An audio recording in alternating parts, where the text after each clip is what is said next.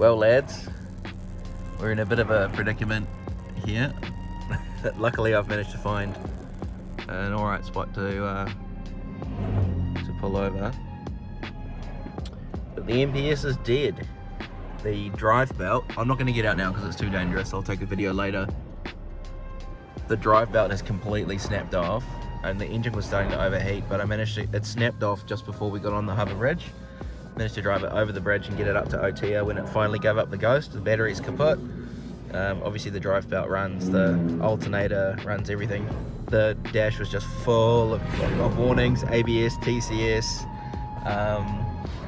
the handbrake light went on for a couple of times, which is also the critical alert light, so that was bad.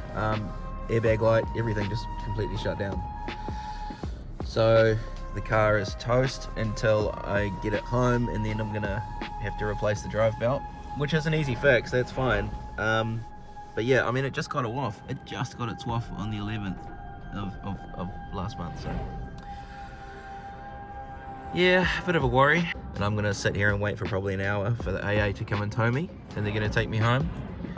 And yeah, and then that's what I'm gonna do tomorrow, is a bit of a diagnosis, and then yeah, replace the drive belt. Oh, I lost power steering too, because that's also on the drive belt. Lost power steering, lost AC. There was a loud bang, and I was like, that doesn't sound like it went over a rock or a branch or something. That sounded internal. And then I heard that classic flutter of the drive belt, you know, smacking around in the engine bay. And then as I looked in the rear view, I saw most of the belt disappear off onto the driveway. So yeah, fun times. And then the car stunk of coolant because it was overheating, and when we pulled over I checked, the coolant bottle was like boiling, so it's definitely overheated. I don't think I've cooked the engine because I was only cruising in 6th from the harbour bridge, kind of got up to OTA. The thermostat went all the way, skyrocketed up to hot, and then dropped off to 0, obviously when it started cavitating from the boiling. But I'm not fussed about overheating. I didn't drive it very far, so I really thought I was going to get it home. I was going to baby it home, but the battery just did not have enough life in it. Even though I fully charged it, the battery lasted me from the tunnel before the bridge all the way up to here, and then gave up. So not too bad. We probably could have pulled over earlier, but I really thought I might have had a chance of getting home. But yeah, so this is where I am, and hopefully I don't get a car run into me because they're going by pretty quick. That's what's left of the belt there.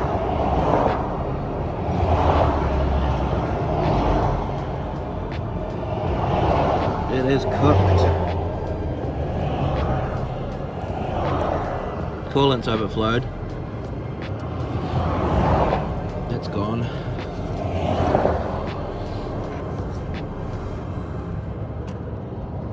Engine's still fucking hot.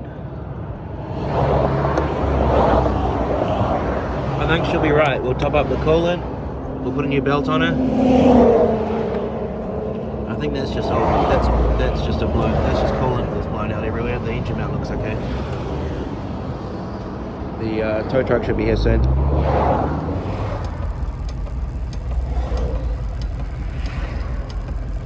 Here we are. Thank you, John. In the Super City tow truck. Well, this is an experience worth the admission fee alone.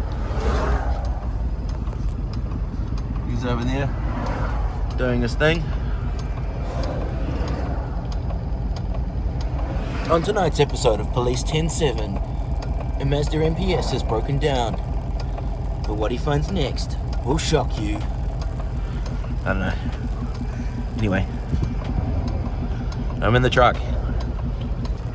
So he's just driven the arm underneath the car. He just lifted it up like that. It's incredible.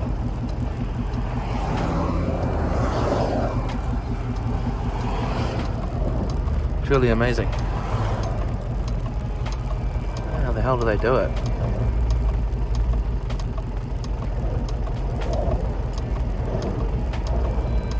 I hope the handbrake holds.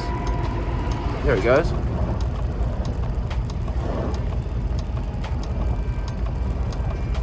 Look at that.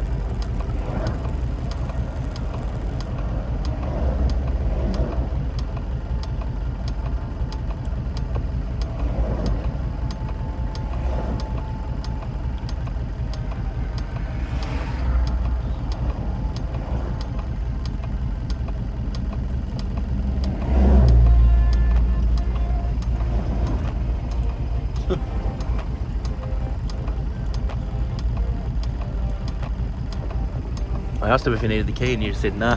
That's pretty cool.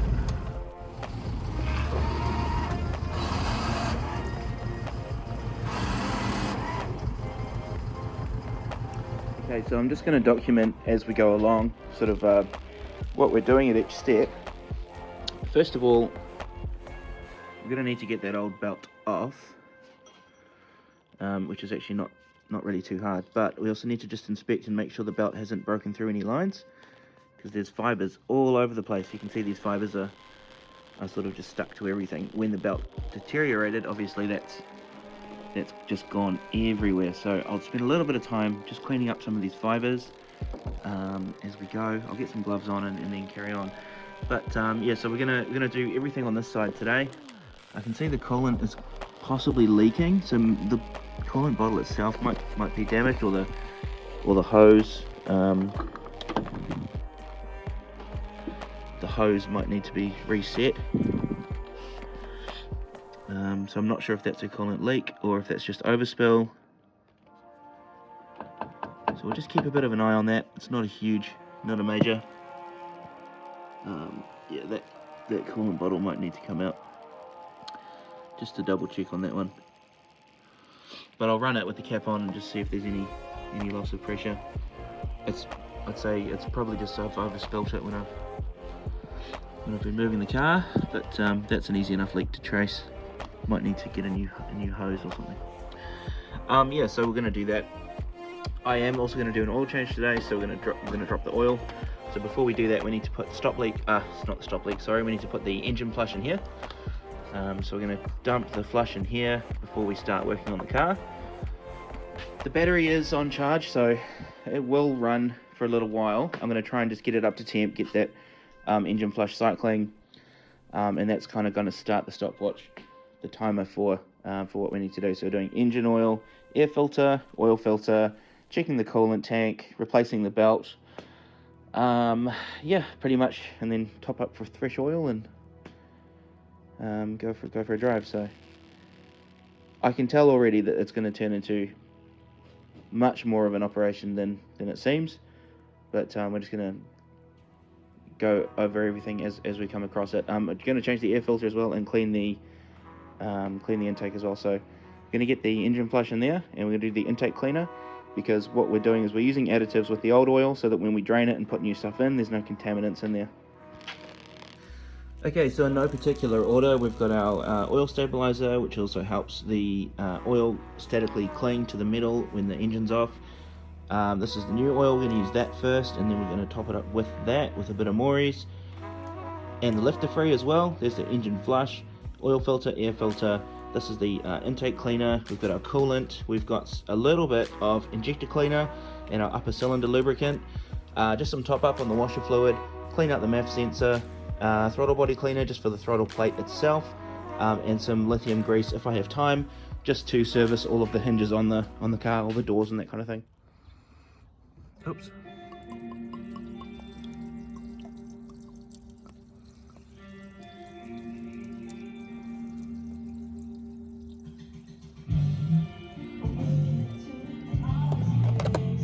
Bit of spillage, that's fine. Oil flush. So the oil flush is added. A little bit of spillage there, so what we're going to do next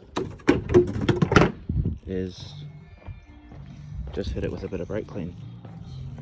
It's probably the most recurring product that we're going to be using.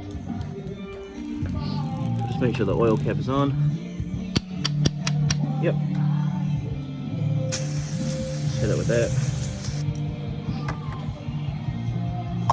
I mean, this whole side of the car's coming apart anyway, so we'll clean it all out when we're in there. Okay.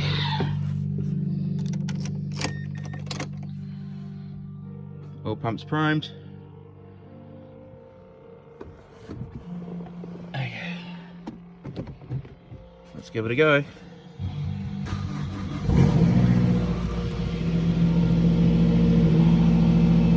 So it's going to idle high because it's not receiving a charge. The battery lights come on. There's no other engine lights at the moment, but I'm expecting there'll be a few more. So what I'm doing now is I'm just letting the engine flush cycle through the engine. While that's going, I'm just going to have a wee look around the engine while it's running, because I've only got about 4 minutes of runtime before the battery kills itself.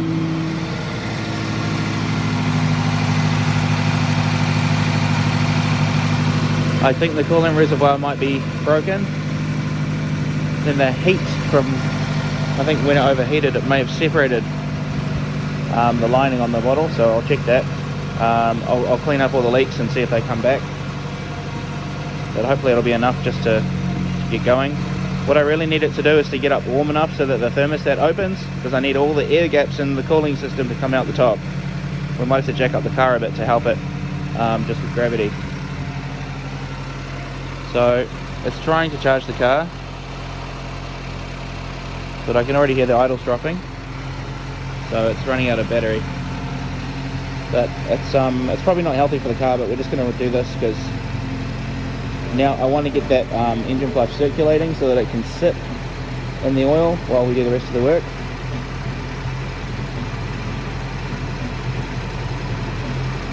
So it's holding a steady idle.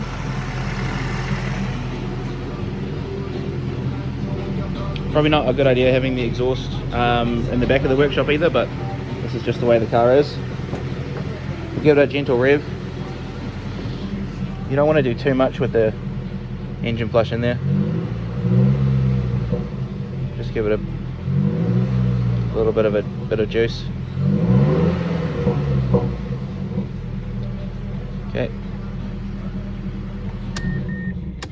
So we'll just keep the car off now, and we'll let that soak in. And while that's soaking, it'll give the charger a chance to dose up the battery again. Now the next thing we're going to do is we're going to remove this hose here. So what we're going to do next is we're going to remove this blue clip here. This retains the intake line. We're going to remove that hose. I think I can probably do it with my hand. Just put my key somewhere.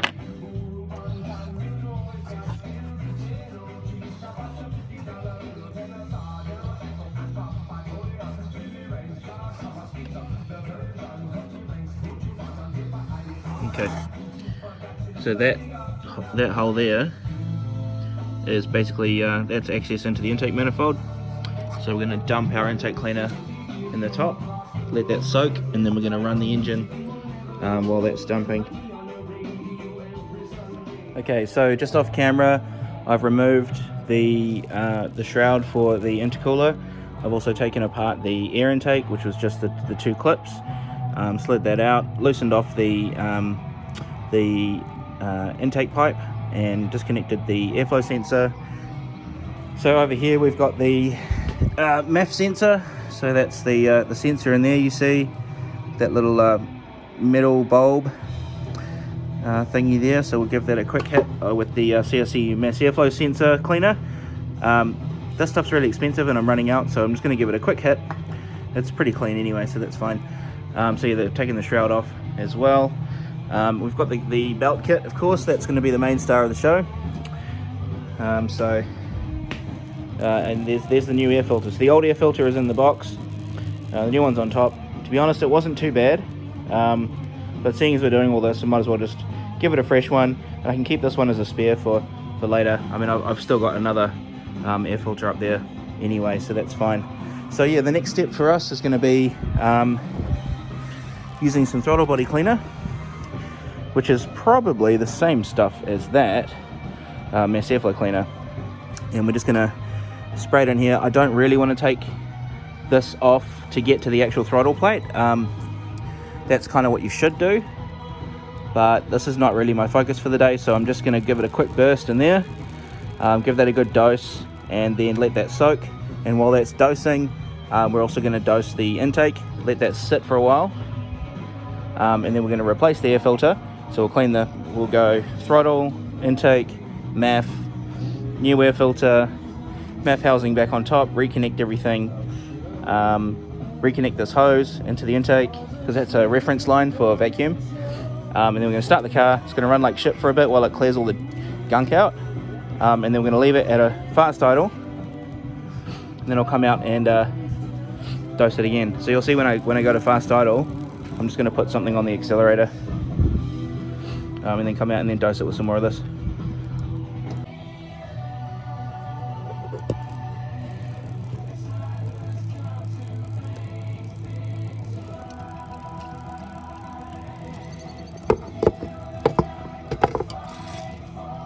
Oh, it's lost all its pressure.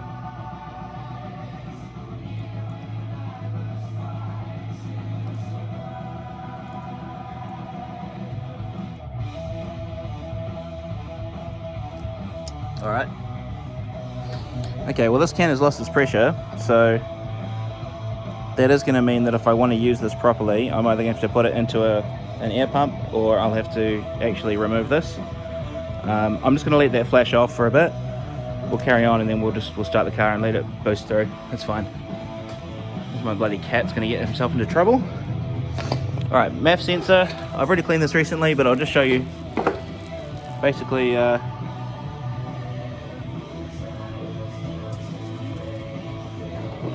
just want to hit this little metal diode thing, reference or whatever.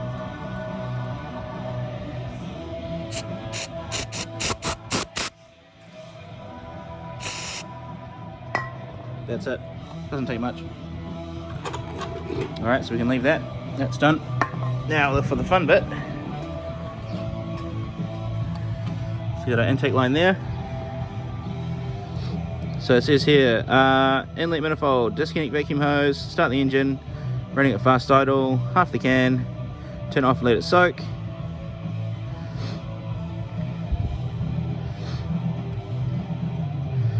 You can spray in the plug holes, but I've got to take the intercooler off, so I'm not going to do that.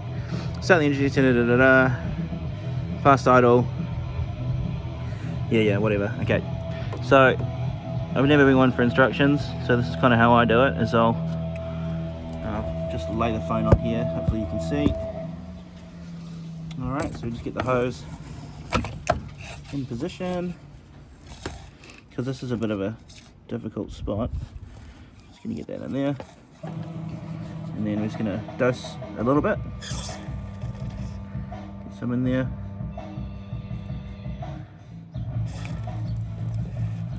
Alright, that'll be enough to get us going. Now the next thing, we're gonna get the car set up on a fast idle, and we're gonna dump the rest of the can.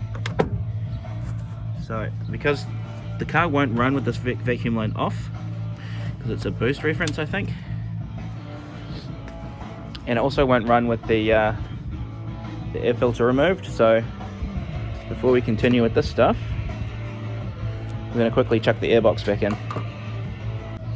Alright, so air filter, pretty straightforward.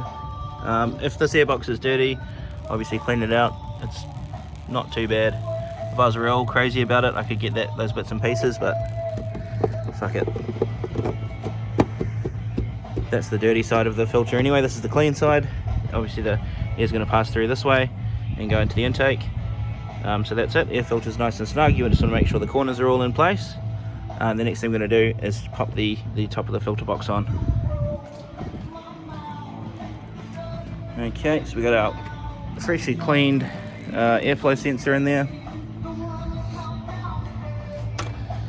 Just going to line up these tabs here with their references there.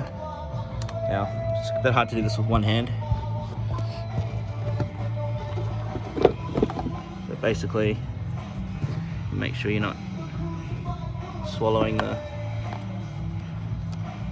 sensor plug. In fact, we can just plug that in now. Just push that plug back in. So, these tabs here, just reference in there. Just kind of tip it up at an angle and shimmy it down. But the first thing we need to do is get it over the lip of the pipe. So we kind of feed the pipe in there like that. That will find its own home. The pipe has memory, so it'll pretty much always go back in. We'll give that a bit more of a wiggle. But the first thing we need to do is just get it set on here where it needs to go. So there's no real science to it, it's just a bit of a squish around, wiggle.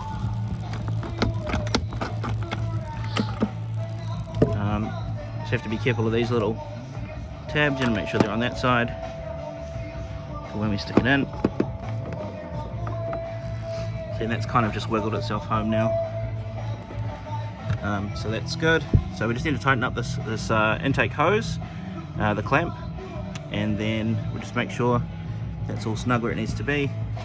And you can pretty much confirm that because you'll see here that it lines up and it should clip itself shut. So if your clips are worn out, this probably won't work very well. This clip is a bit worn, but there you go. So that's clipped in there, nice and snug. So we're just going to quickly run a 10mm on that there and tighten this down, and just make sure it's nice and snug. I'll just put the phone here for a second. That should do. So it's going to make, oops, sorry, not ideal filming conditions. Yeah, just want to make sure that this is really on and snug. That's better. And then we'll just tighten this up.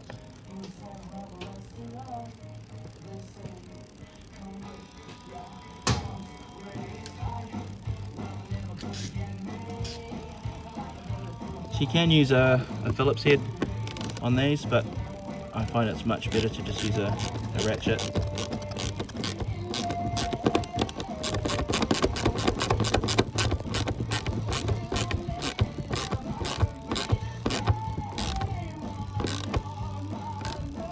And just have to be careful that you don't tighten it so much that it starts to deform.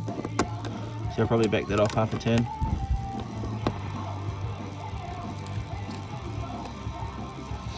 And you'll hear it when the car starts. If there's unfiltered air going into the engine, it'll run like shit. So, or unmetered air, I should say. Okay, so the next step is to just turn the car on, and it's going to struggle because I've basically flooded the intake, unfortunately, because that throttle cleaner stuff had no aerosol left in it, and it's also going to be struggling to get through this stuff. But we're just going to run it until it clears itself up, and then we'll do the fast idle test. Okay, so we're in the car, ignition on, clutch in, to neutral. So we're going to just try and run it. It's going to run like shit for a little bit, and then it should clear itself up.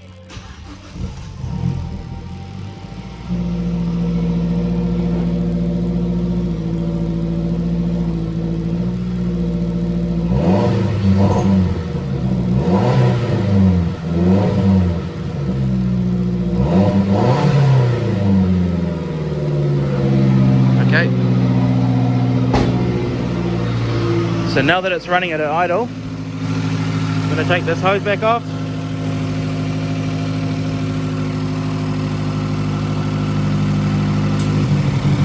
It'll start missing. Get our hose. I've got to be quick about this.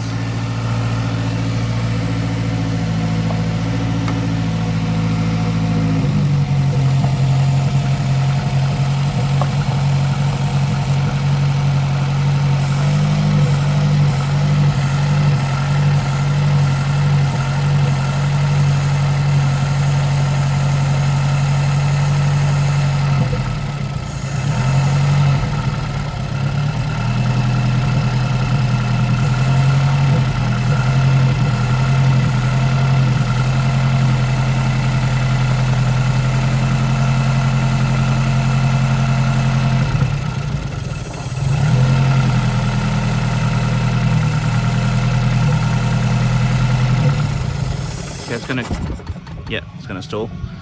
That's normal. Okay, so I've used about half the can as per the instructions. So we're gonna reconnect the hose, and we're gonna let that sit for 5 minutes, and then we're gonna run it at a fast idle. And while it's running at a fast idle, we're gonna dump the rest of it in. Yeah, obviously you can't tell on camera, but the garage absolutely stinks of hydrocarbons because we've just been using the engine to clean itself. So we're gonna step out of the office for a bit because it's it's really strong in there. Again, I should be having this with the exhaust facing out, and next time we come back we'll be having the fans running as well. Okay, so we've just gone through and we've put a fan here to move the exhaust back out the front, and we've got another fan here to be the intake, so that's going to let hopefully circulate some of the exhaust. It's not too bad, everything's kind of settled down now. So the next step, obviously we've already put the intake cleaner in there, so I'm going to take this hose back off.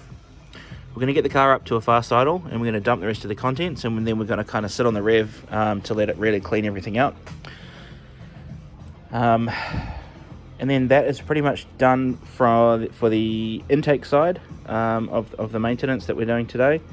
Again, this is just kind of a quick, while I'm here I might as well kind of thing. We're not doing a hard out service on this thing. I have been considering whether I give the engine bay a wash down, but given that we're dealing with potential engine faults already, I don't really want to throw electrical codes, so a bit of dust is not going to hurt the car. Yeah, so basically the next step is to stop procrastinating really and get into doing the belt. The engine flush can sit in there while we do the belt. It's not going to hurt the engine. The oil will be drained once we get it up on stands anyway. So the next step, we're going to get the axle stands, we're going to chuck them under the car, we're going to get it up in the air. Before we do that, we'll just quickly dose the rest of the intake cleaner, get that out of the way and done with. And then there's a little 2 screws here for a shroud, which is that one sitting on top of the intercooler shroud. So we're going to put those 2 shrouds back on just to tidy up the engine bay, and then we're going to get stuck into this side of the car. Battery cover, I'm going to keep that off for now because chances are this is going to need some work, and I'm going to have to replace it. Basically, I will have to replace this battery because it's cooked. It's well past its use by, but we'll just use it for what we can today. Yeah, and that's pretty much it. I am quite concerned about the coolant leak, but there's only so much I can do at this stage. I mean, the level's not dropping considerably. It might just be moisture, because when in the dark, when I topped up the coolant to get the car down the drive, I kind of just splooshed it around. So that's probably just what that is, but I can't confirm it until I get it up to temp and really kind of put it through its paces. So yeah, we're just gonna find something to depress the find a tool to depress the accelerator, and then we're gonna dump the rest of the contents in here. It's a bit unconventional, but I'm just sticking a torque wrench on a boot to keep the pedal down. A little bit Inspector Gadget or something, I don't know. So yeah, I'm just going to run the idle, and then quickly we're going to come out, rip that off, dump the can, and then I'll move Mr. Boot out of the way and take over myself. It will idle fast, so we're just going to have to risk it for the biscuit. Usually this is kind of a 2-man job. So the boot is filling in for my second man. Just have to get in there. Probably just use my hand actually. So we need to run the ignition. Just push the clutch in. Sorry you can't see this on camera. It's a bit of a tricky thing to do. Whoops, that was too much. That hit the limiter. Okay. Oh, these things happen. So, what we need to do is try and just get a bit of pressure on there.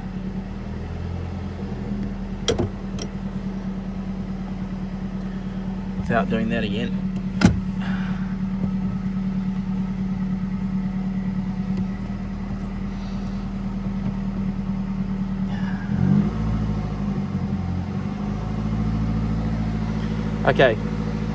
Okay, so the first time I tried that, Mr. Boot hit the rev limiter, so that wasn't great, but now I can just adjust it.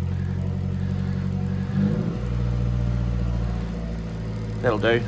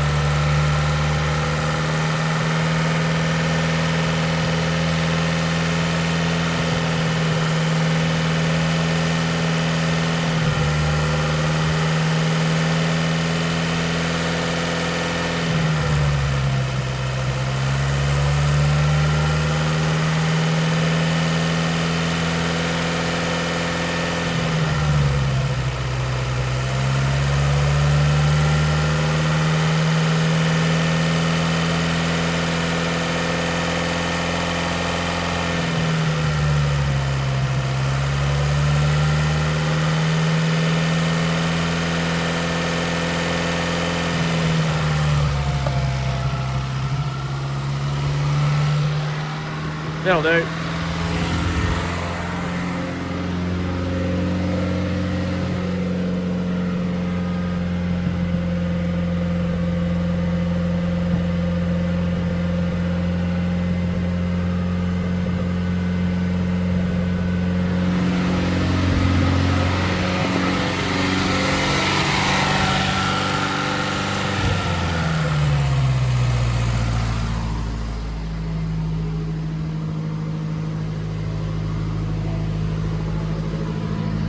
I'm going to take over from Mr. Boot now.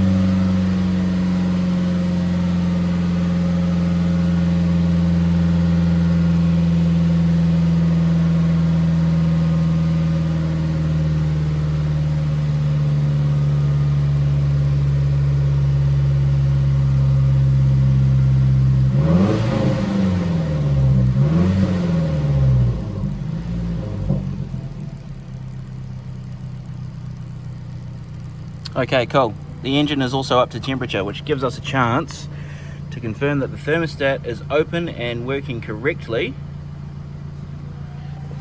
which means we can now check the coolant level as well. Thank you, Mr. Torque Wrench. I'll see you again soon.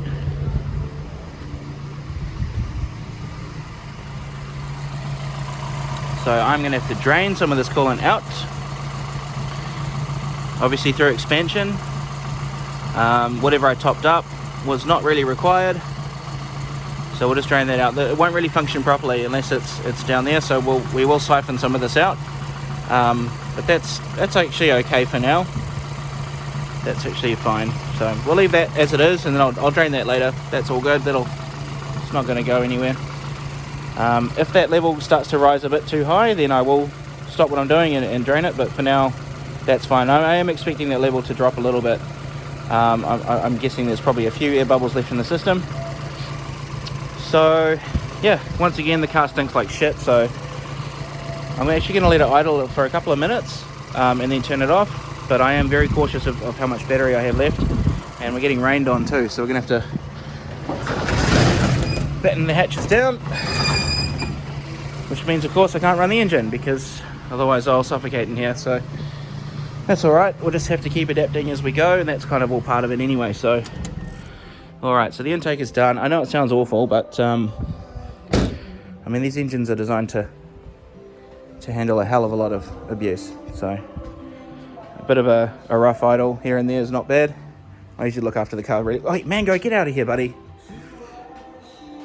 Yeah, so that's all that done. So we'll put the shrouds back on. We'll put away the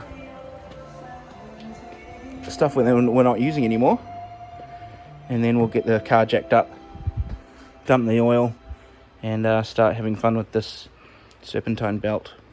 Alright, so we've got the manifold shroud, the little air intake shroud thingy on there. I've also put the battery clamp back on because that battery's going to stay in there for now anyway. I've just hit this with brake clean, and I've dumped most of the rest of the can of that stuff in there as well, so that's pretty much all done. I figured we might as well just quickly do the fuel additives. So that is on this side. Yep. So there are dosage rates, but because this car's been sitting here for a while, I'm kind of just going to eyeball it. I found some of this just kicking around. It's probably not the newest stuff, but this will just help clean up the injectors as well a little bit. So I'm really just making room in the workshop by clearing out some old stuff. So yeah, just pop that in. There's usually dosage rates like, you know, one bottle treats however many litres, but because there's only fuck all in there, we're just going to dump it. But this stuff here in the blue bottle, this is really the cool stuff. So this is a upper cylinder lubricant and injector cleaner. The dosage on this is much more important. Basically, given that there's probably only 10 litres in the car, we don't really want to go past that 80 litre mark. We probably only want to go about halfway. So just a little squirt of this stuff in there will make all the difference. So pop the lid off. When you get these from the shop, you have to cut the nozzle yourself. I usually like to do it at a bit of a 45. Yeah, and just like in there, one squeeze. That is probably bang on, maybe just a tiny bit more. And that was too much. So yeah, but again, it doesn't really matter. I'm gonna chuck some fresh fuel in there later anyway, so that's cool. This is just some screen wash, you might as well use that as well.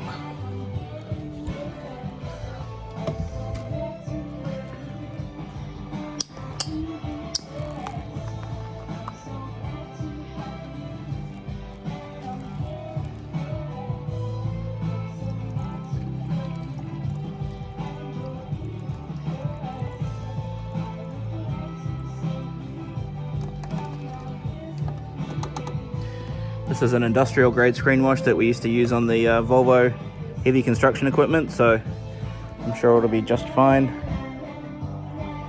for the little Mazda.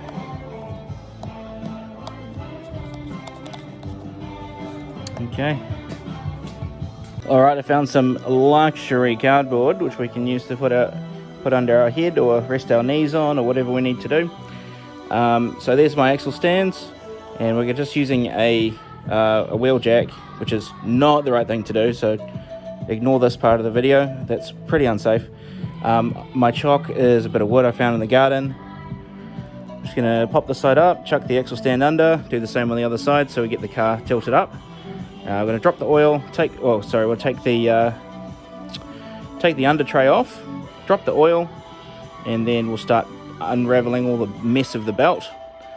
By the time that's done, we'll probably just put the bung back in the oil for now, but leave it empty. And I'll put a post-it note on the top of the engine. So remember not to turn the fucking car on with no oil, because I've done that before. Yeah, and then we're just gonna spend the rest of the day cursing about getting the belt on. All right, so the car's up on its axle stands now. It's got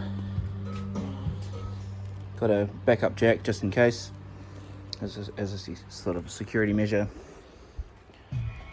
And yeah, that is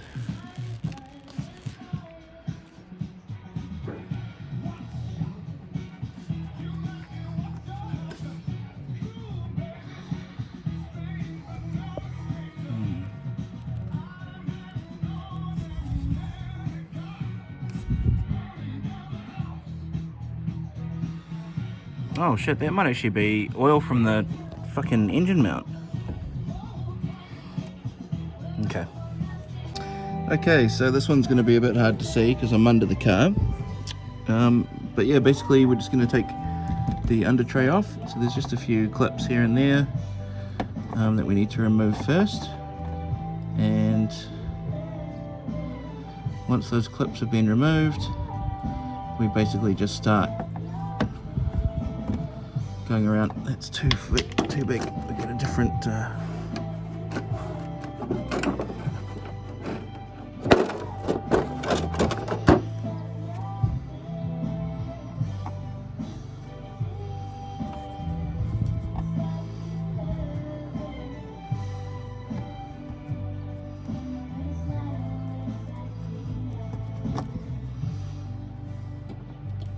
yeah, you can see all the fibers from the belt already. But yeah, so we're just going to go around. There's a couple of 10 mils here and there. There's one there. That clip we just took out, and then at the front, so you got one here. It's a bit of a pain to do one-handed, but there you go. There's a clip there. So there should be a 10 mil in there. There's a 10 mil there. There should be one in here as well, and another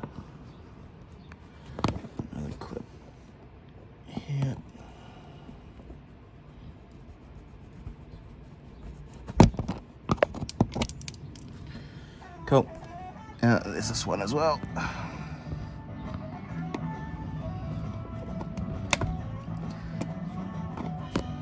This one's a bit shit. I think that clip's pretty well broken anyway, but we'll just try and get it out.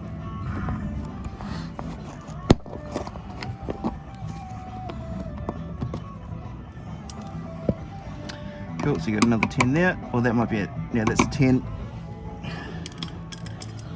So, my ratchet, which is somewhere...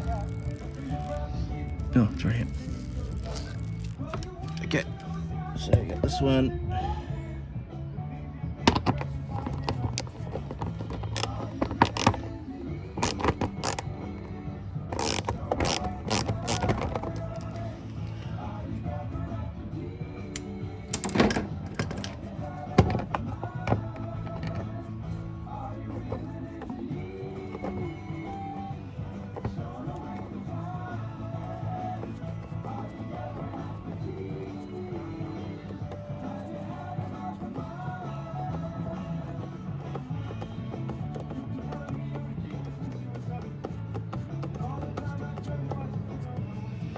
This is where an electric ratchet would be very, very handy.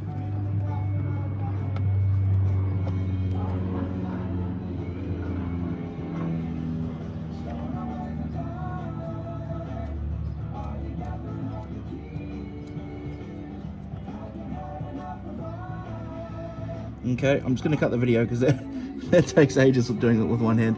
But you get the idea. We're just going to take all the clips off and then we'll pull the tray down. Okay, so we've got all the Undertray hardware there. Now there's just these two tabs, sort of these brackets that hold it on, so you just slide them out the way. And then there's one on the other side too.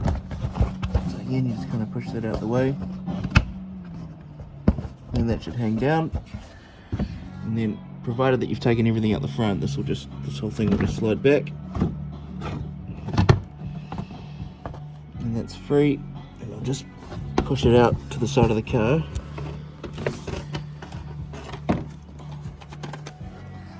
So, a couple of things. You want to check in the under tray, see if there's any weird fluids. There's a bit of stuff there, and that's obviously some bits of the belt.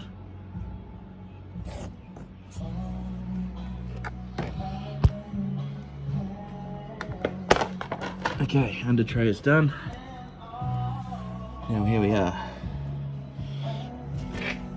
Try and get a good angle on this. Okay. Right, so you got your sump here. Bit of corrosion, that's alright, whatever. There's your sump plug here. The belt assembly, we can reach it quite easily now. I was thinking we might have to take the wheel off to get in there, but it's actually a fair bit of movement there. That looks like it's fucked. So yeah, we're going to go through and just make sure everything's okay. There's some stuff that looks like it's pretty munted. So these pulleys might be damaged. So you just have to be careful. I know the tension is up here. The crank sensor's right there, so when you're torquing everything up, you got to make sure you don't smack into the crank sensor, because that's going to be expensive if we do that. But yeah, as much as it would be a good reference for the belt pattern,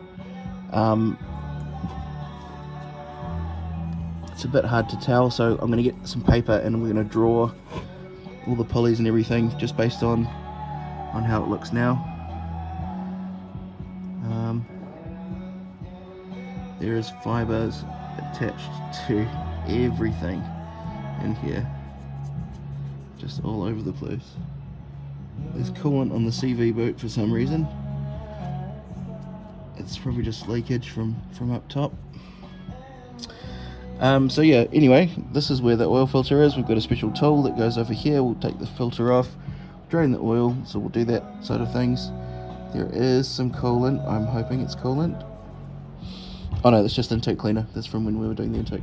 So let's just run all the way down the bottom. Yeah, so it's actually not looking that bad. We'll get this old belt out. We'll see about the tensioner and the idler. We'll replace the idler first, take the old tensioner off, make a drawing of the belt, and we'll see if we can do it properly. If we can't do it properly, there's a few tricks we can do. We can try and roll it onto one of the pulleys instead. So you got these pulleys, so if it won't roll onto a V-rib, we can roll it onto a pulley as the final step. But that is bent. That's actually bent completely off. That's cooked. Gosh. So it looks like it's been riding on the edge of that and just lashing out for ages. You can see also these are okay.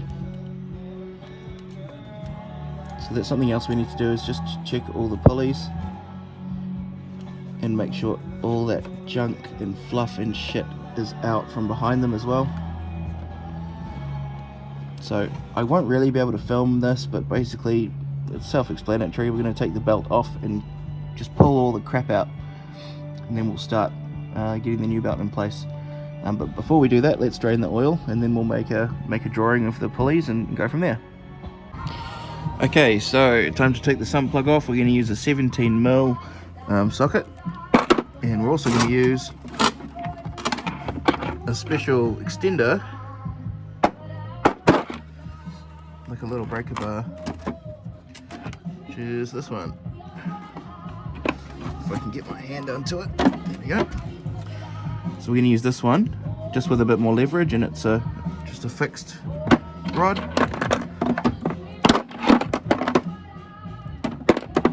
So you can chuck that on instead. Yeah, that's pretty much it. Now I've got this new oil pan. I'm gonna, oops, sorry, just dropped my fucking tool.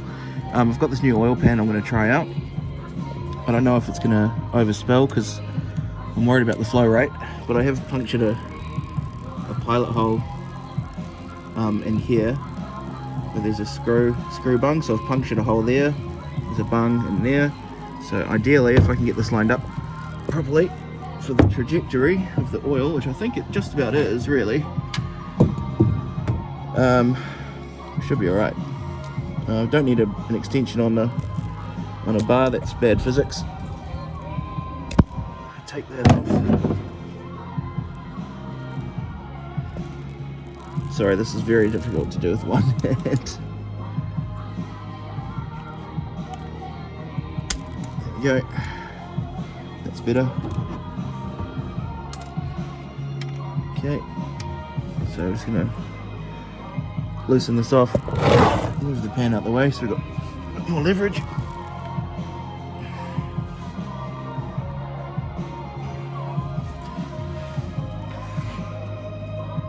Oh, fucking hell. It's definitely on there tight.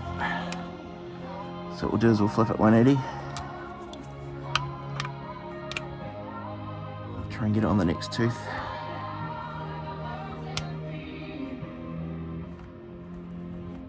No, okay, that'll do. Okay, I do need to put this down. One moment, caller.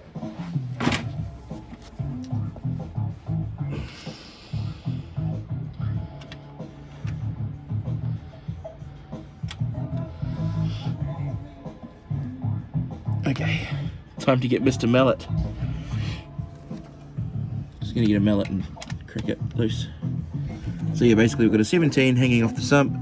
There should be a washer here, ignore that. You should always put a washer. I don't have one, so I'm gonna do without. Always put a washer. We're just gonna get a mallet. We're gonna take the slack out of this and just smack it with a mallet, because I don't have much room.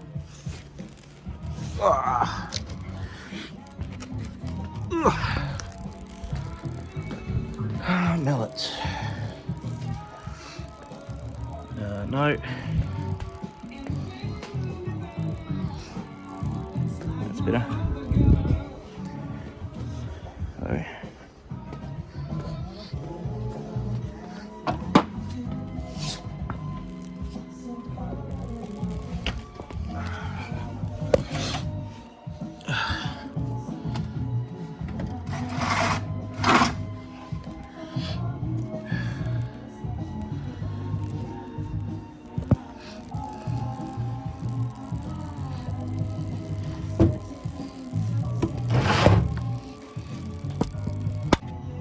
Yeah, so just one, that's all it took, one smack of the mallet. That's nice and loose now.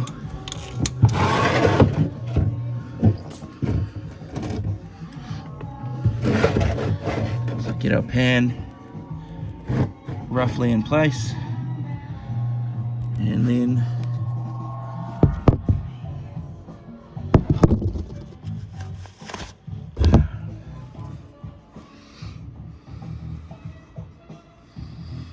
now hopefully this doesn't miss the pan completely.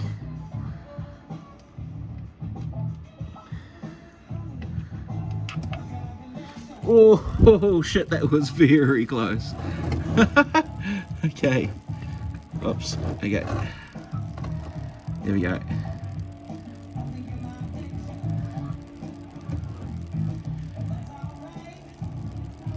So because it's coming out at an angle, just have to inch it closer as it continues to drain. Just have to be careful not to create any bubbles. That should be fine right there. Alright, so we can just leave that there to completely drain.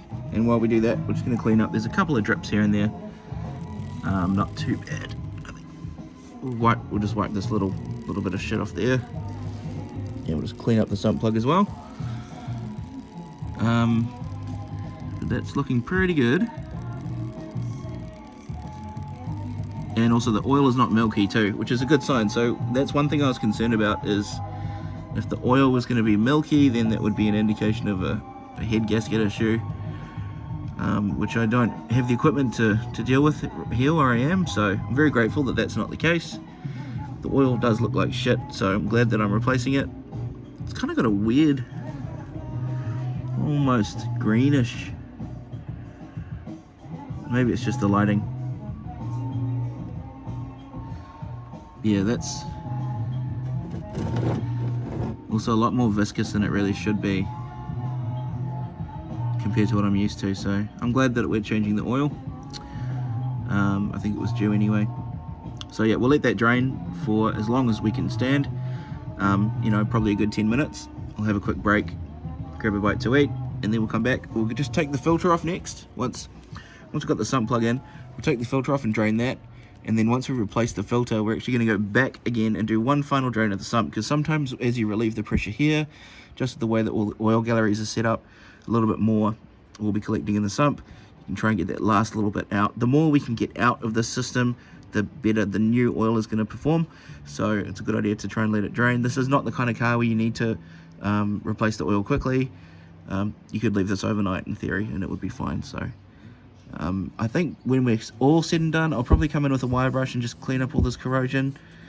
Maybe hit the bottom with a bit of WD-40 or something. I don't really have any surface protectant, any proper stuff, so we'll figure it out. It's not really a big deal, it's just surface rust. It's actually not even rust, it's just galvanic corrosion, oxidation of the steel, which does happen, which is pretty normal. Yeah, I can't even see the date stamps on that. But yeah, I'm gonna stop scratching corrosion off into my lungs. Cool. All right, we'll come back when the oil is drained. Okay, so we've done a bit of research. Basically, you've got the crank pulley, the water pump, the tensioner, the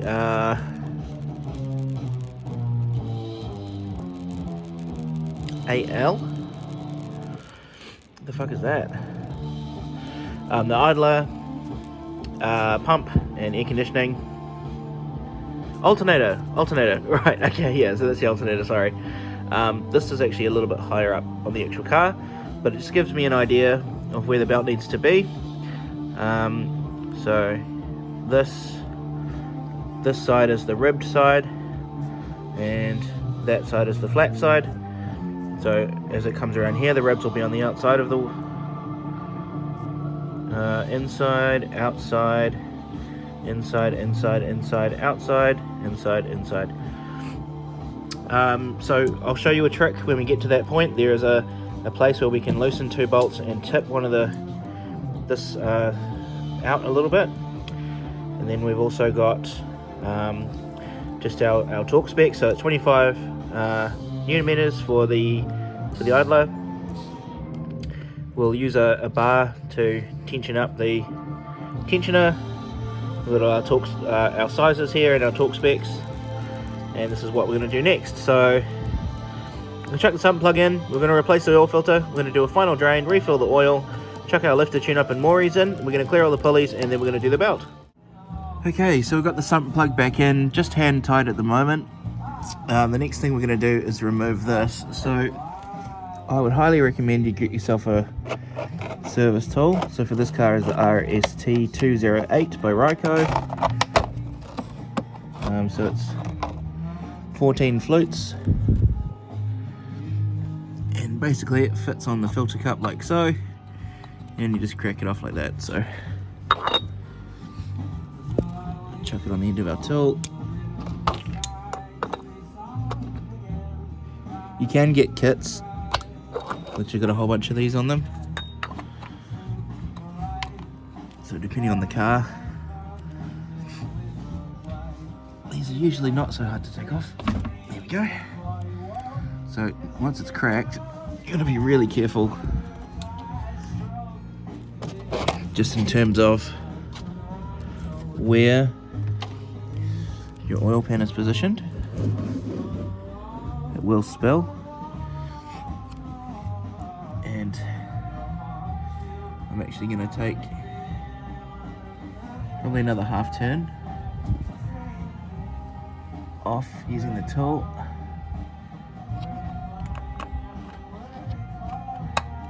You see there's that slack there, and make sure the tool doesn't get jammed as you undo it.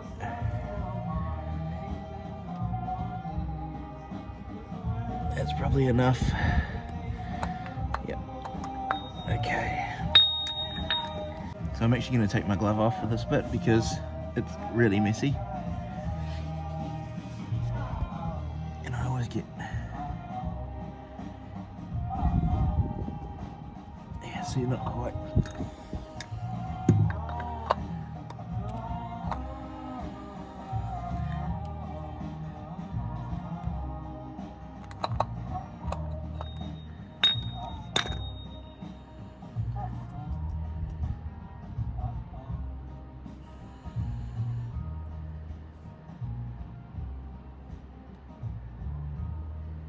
So there is a drain plug here, which is kind of the proper way to do it. But if you time it right,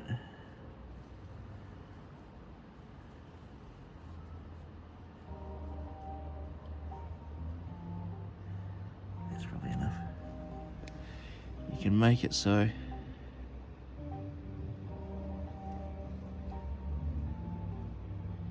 holy shit, it might actually be dry. Nope. No, it wasn't. Okay.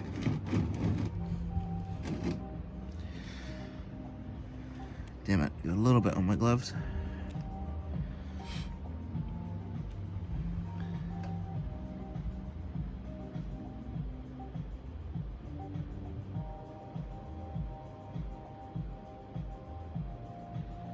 So you want to try and let that drain out as much as you can before you remove it, just to stop the mess. But it's getting a bit windy in here, so you gotta make sure that those oil strands don't just end up going everywhere. Cool, alright, we'll leave that for another couple of minutes. Okay, so that oil filter's pretty much drained out now. So you're gonna very carefully pull it down, get it over your thing and tip it.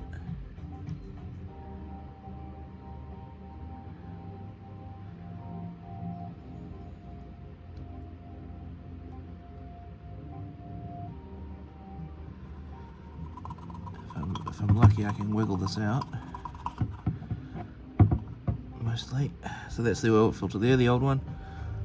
It's pretty caked up. I'll just sit there here for a second. Okay.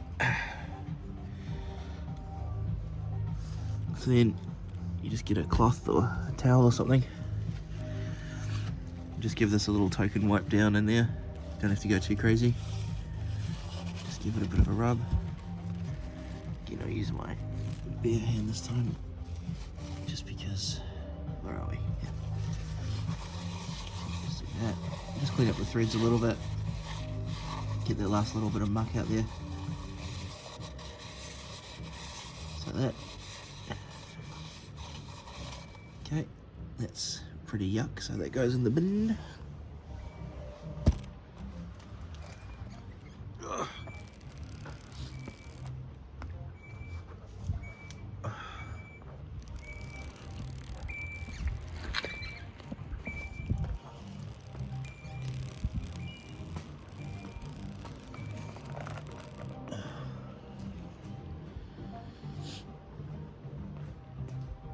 Yeah, these are actually roofing gloves. So yeah, these gloves are fine for dry stuff,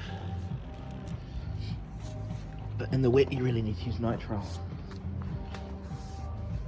And all my nitrile gloves have perished. Cool. Okay, so the next thing we're going to do is we're going to take the old filter out. We're going to put the new one in. Replace the oil seal as well. It comes with an O-ring. We're going to reseat the new oil filter. We'll do one last little quick check on the sump drain, and then we'll put some oil in it. All right.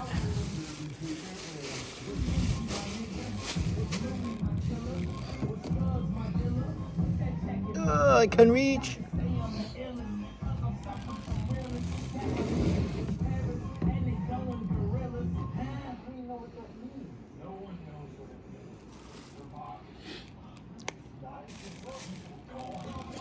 Oh shit. This is very hard to do with one hand. Hang on. Alright, so basically, old filter off.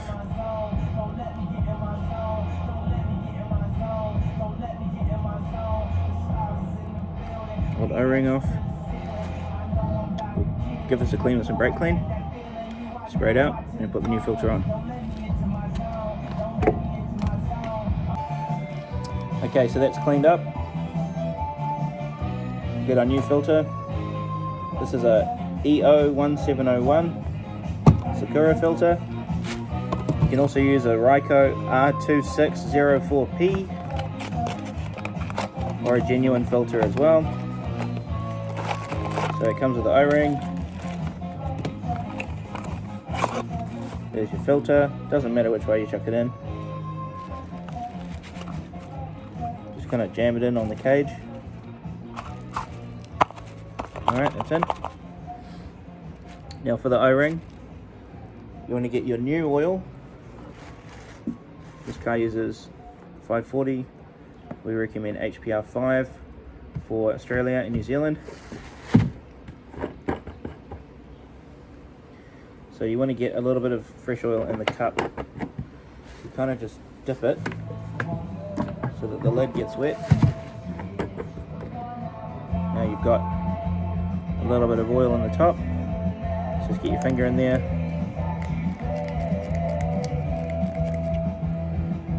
Get your new O-ring.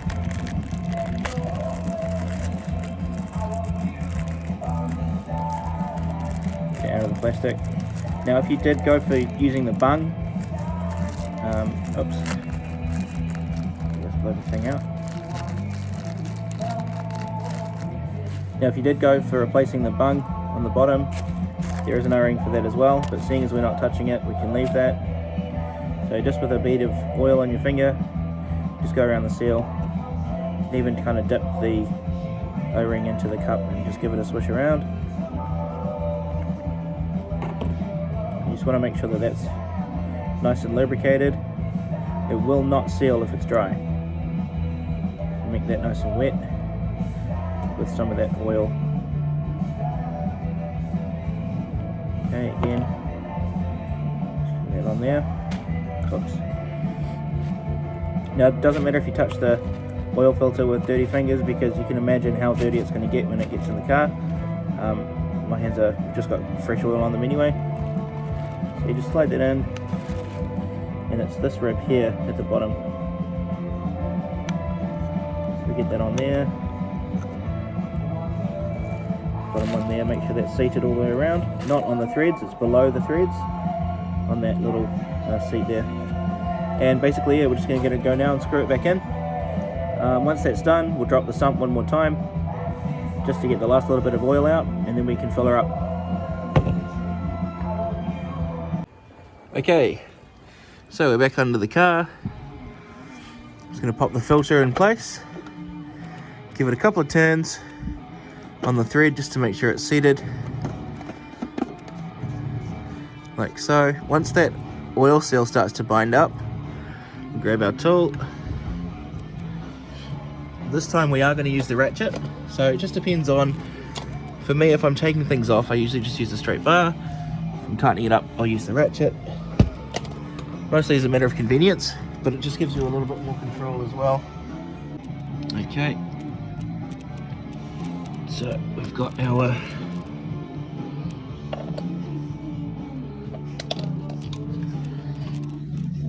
ratchet on the tool. Now, what you want to do to make sure that the seal doesn't get bound up is you kind of want to turn it back on itself a little bit as well every now and then, just so it's not getting twisted. It's kind of like this, 2 forward, oops, 1 back, 2 forward, 1 back. And then once you kind of feel like it's nice and lubed up, you can sort of just go for it. Now at this stage, that's sort of semi-snug. I would back this off again, if you can. See if I can do that without using a tool. Nope, okay, that's fine.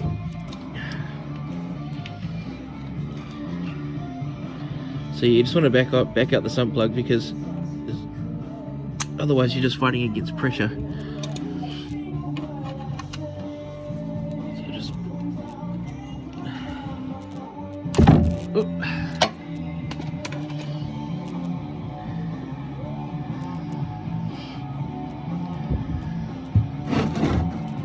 make sure that's underneath. Now I'm not expecting there to be heaps of oil, but there'll be a little bit more come out. Usually is.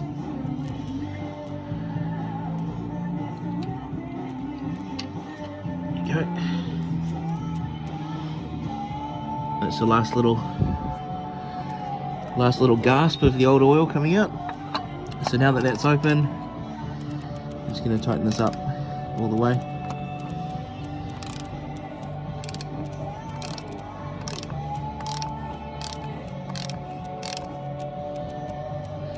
Doesn't have to be crazy tight, just kind of like once it's home, a little bit more.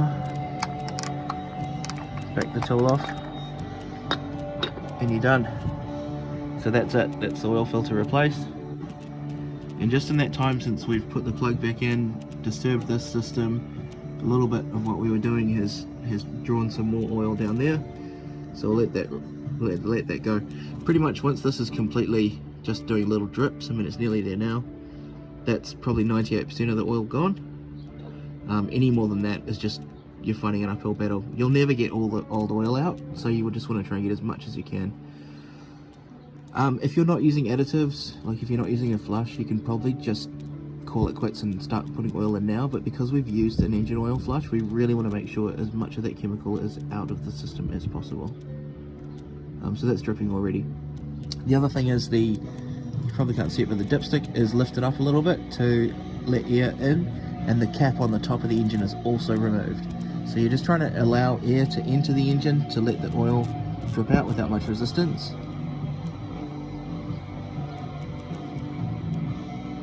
And yeah, so pretty much we're just going to leave this only for another minute maybe, and then just chuck the plug back in, make sure everything's nice and tight, and then we can put some new fresh oil in the top. Okay, so we've got the sump plug, it's back in, oil filter is in, pretty much just going to chuck some new oil in. Just using a clean funnel. Now, for additives, do your own research. I'm not going to recommend anything here because every car is different. For me, I know my car, I know my engine, I know what I'm doing. If in doubt, just use oil. In all honesty, that's all you really need is a good quality oil. So on that note, if you are using additives, do them midstream. So do a little bit of oil, then chuck your additives in, and then top up the rest.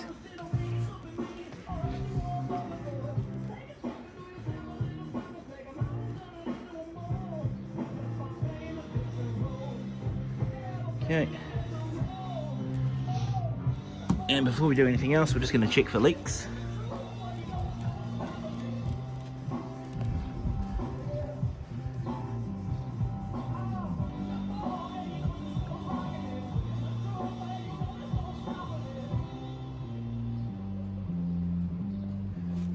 Okay, looks good. Okay.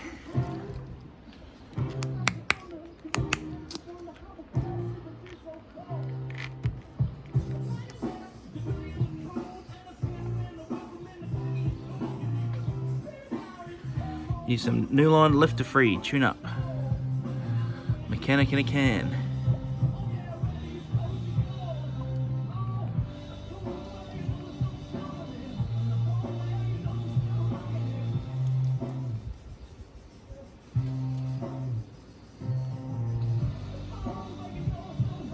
Cool.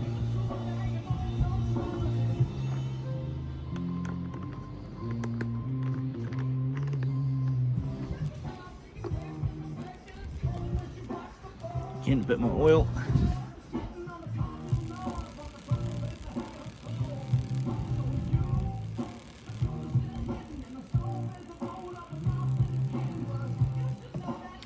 So yeah, this car takes 5.8 litres.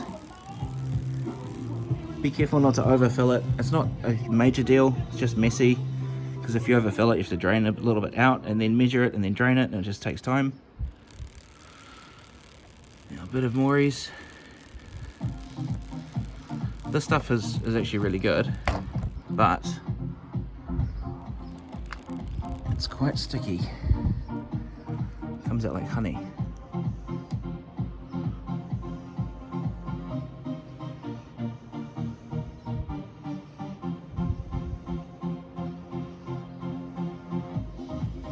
I need to put the phone down, I can't squeeze it hard enough.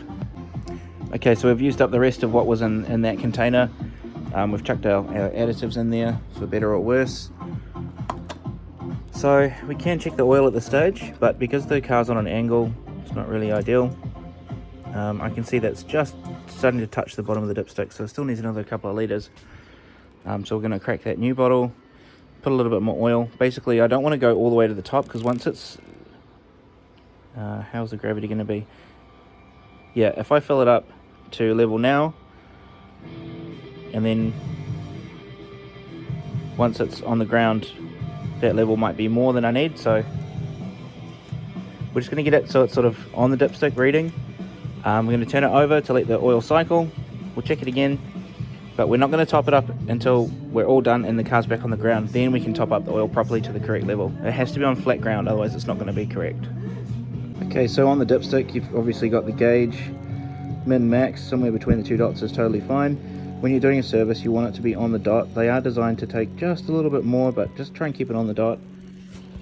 Because the car's in the air, I can't verify the exact level right now. So we're just looking for either at the bottom or close to it. So basically you take it out, you give it a wipe, dip it in, hold 1, 2, 3, take it out and do a reading. So that is the oil levels right smack bang in the middle. So I'm happy with that. And we'll do our final top up, as I said, once she's on the ground. But now that we've got all our additives and our oil in there, we're going to remove the funnel. That can just go here. Pop the... Actually, that's dirty oil on there, so we might as well give her a wipe. Okay, so we've just wiped off the old oil off, or most of it anyway, and just run a bead of fresh oil on the gasket.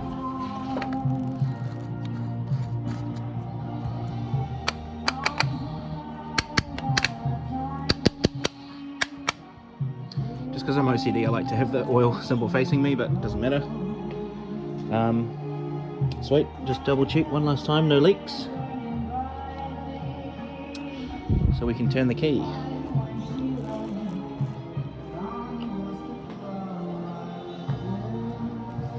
Okay. Now the car's on stands. Oops. So you can't really get in it, but we can kind of lean in there.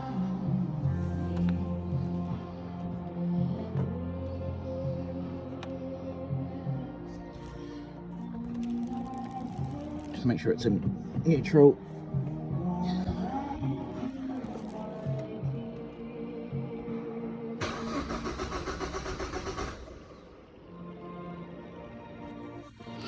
Now it might have some trouble starting because of that, because of the intake stuff we did.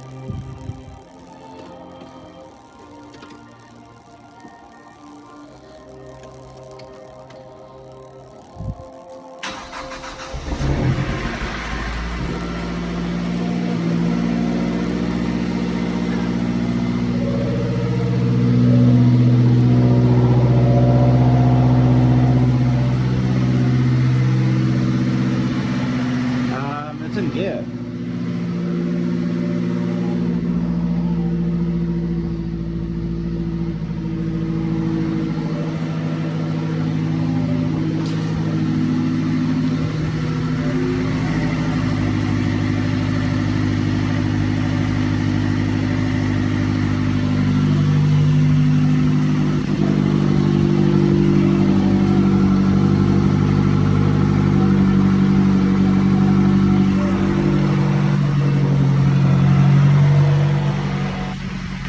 Okay, that was weird.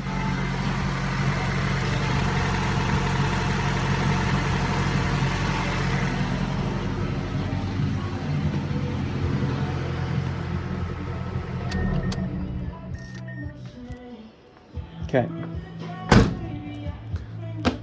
So now that we've run it, we'll quickly check the oil level again.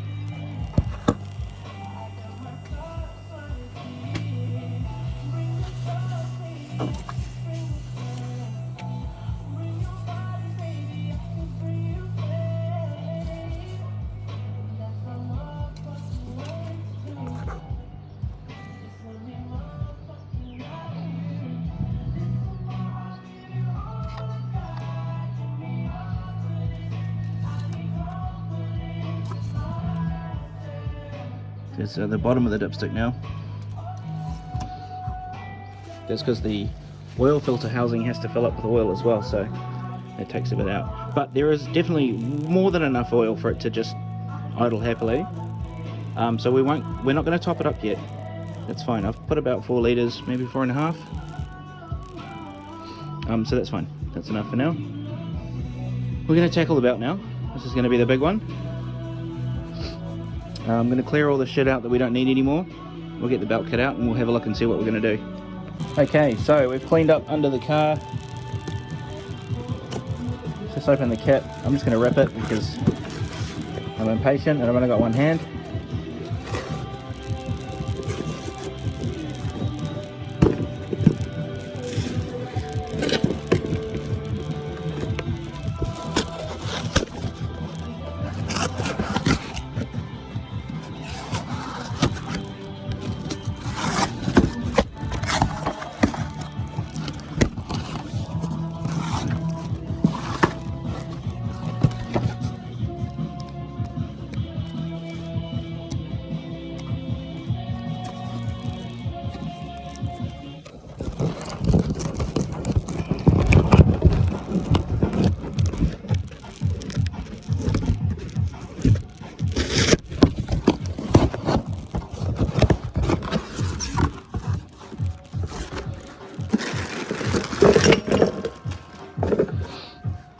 Okay, so we've got our tensioner.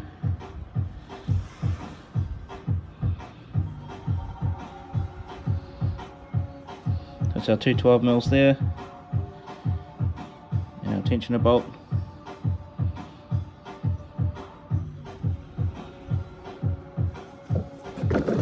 I don't think this is gates. This is our idler. Pretty rough, but whatever.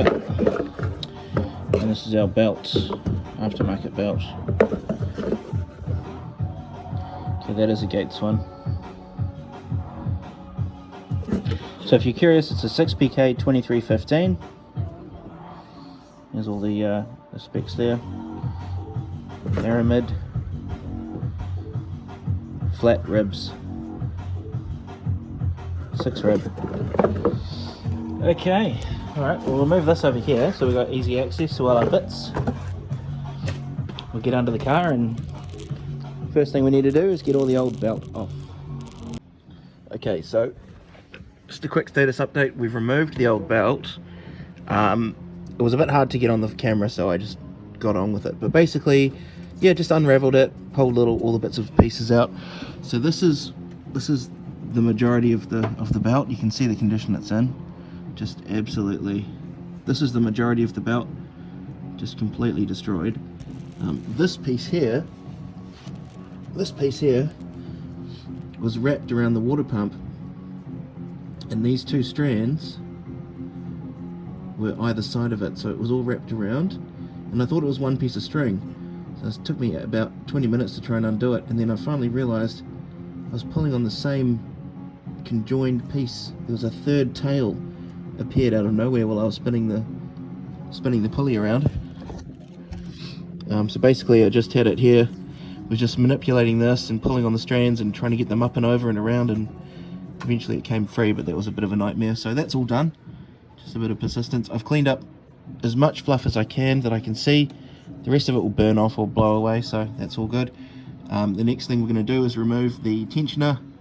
So this is completely gone. There's just a bearing, a bent face, and up here on the idler, that is also completely broken, so that's going to be replaced. So taking that off there, that's a 12mm, and there's two 12s here, just behind the crank. Very hard to show on camera, unfortunately. So we're just going to come back, we're going to crack these two bolts, and then this one up top, take the idler and the tensioner out, we're going to put the new pieces in, then we're going to start messing around with the belt, and we'll be all done.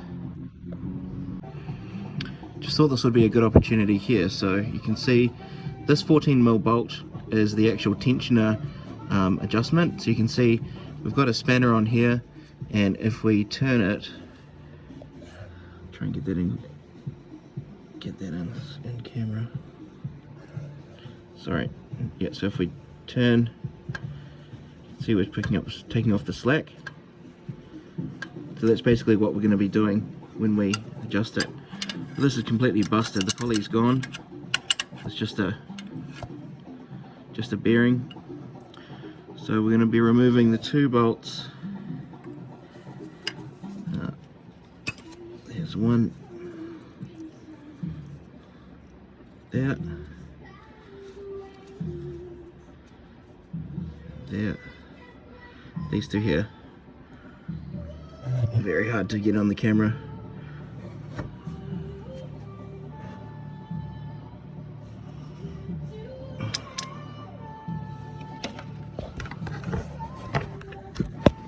That's better.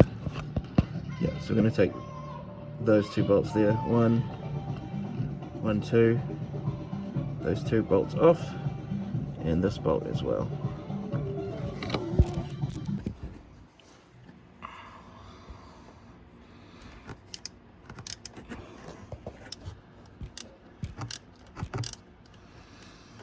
So surprisingly, these were actually torqued correctly, as in hardly at all.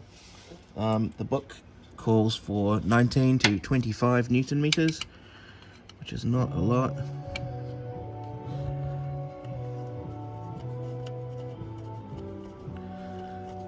But yeah, they're barely hand tight. So that's one. And the other one. Let me get that one out first. Okay, so we are going to be reusing these, so we'll keep them. See, the whole thing's loose now.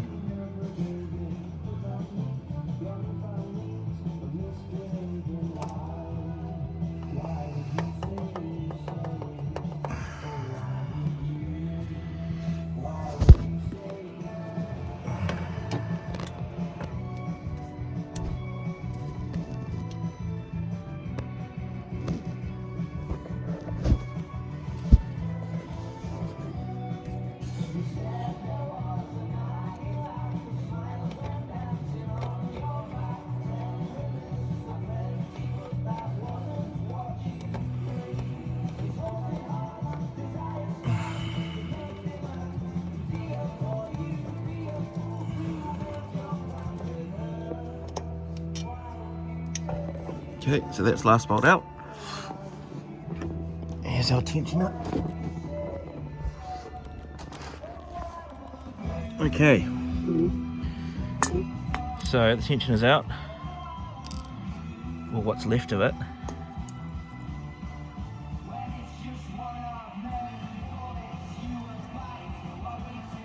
Look at that, just a bearing. What the fuck? I've never seen that before.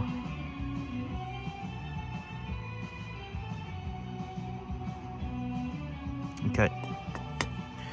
Now let's compare that to the new one.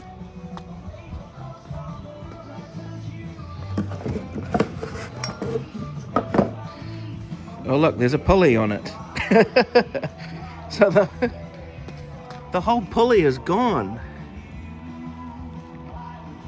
That's unreal.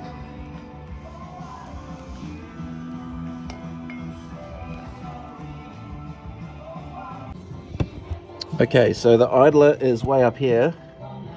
There's fuck all clearance next to the member there, so hopefully we can crack it off and there'll be enough room. Otherwise I'll have to drop the engine mount to try and get it out. So got a 10mm and a 12 as a counter lever. I don't think I can do this with one hand, but we're gonna just try and crack the bolt.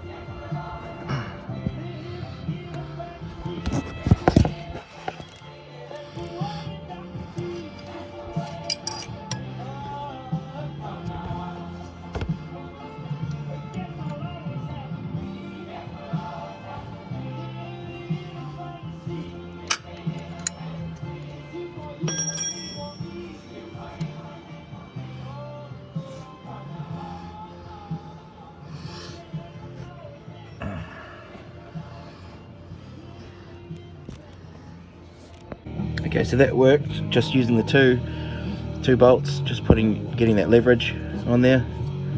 Just going to try and wiggle this tool free now, because it's kind of stuck on there. So luckily, even though it started to round itself off, it did start to come loose as well. But now the problem is it stuck itself on there. There we go.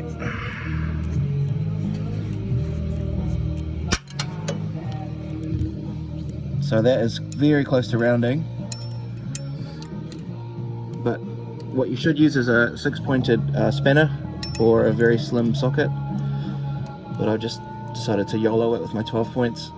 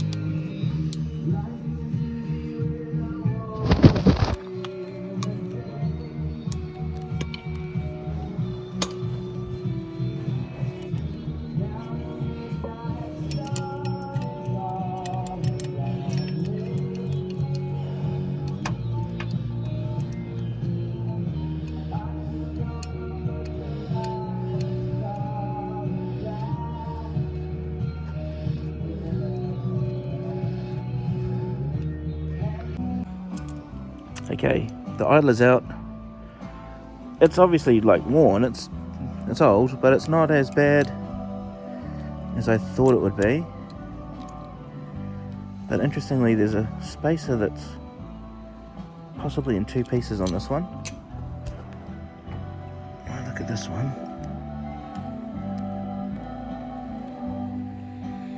It's kind of more captive.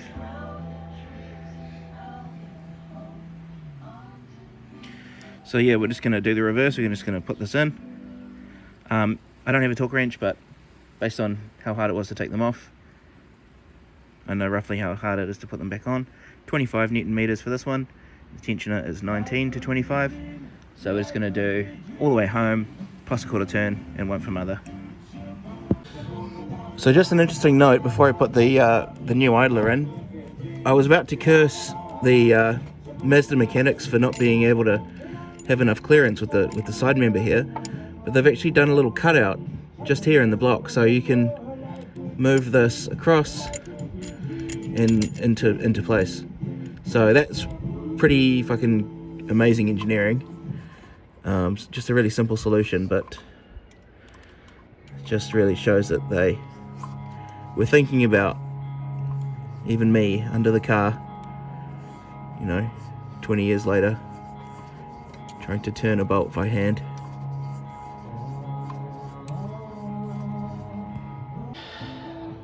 Okay, so we've got the idler in place, we've tightened that up. So we just did it hand tight, and then just with a 10mm spanner, just tight enough, about a quarter turn, and then just a tiny bit more.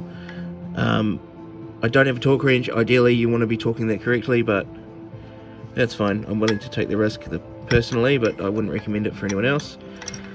So now we've just got these two to tighten, so 1, 2. I'm actually going to get a socket on these, and we're just going to do the same thing. It's hand tight already, so we'll do another quarter turn, plus a little tiny bit more. Okay, so that's tightened up. We've got our new pulley and our new tensioner. So now we're just going to feed the belt. I've got my diagram if I need reference, but it's pretty straightforward. And then, yeah, we're going to try and wrap it around. If we do need to sort of force it on, we'll probably use the idler pulley. Back that off a little bit, get the belt onto the idler, and then tighten it back up. But we'll see how we go. Okay, so we've routed the belt. Sorry.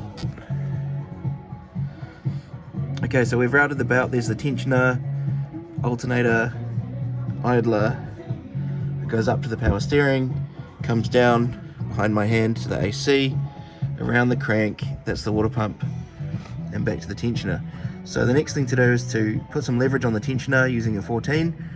Now this aftermarket one is actually a 15, so I don't know if that's all of them or just this one. But we're going to chuck a 15 on there, and we're going to see if we can just get it over the crank pulley. If I can't get it over the crank pulley, there is a screwdriver trick that my old boss taught me. Okay, so I've fixed the cable tie to the belt.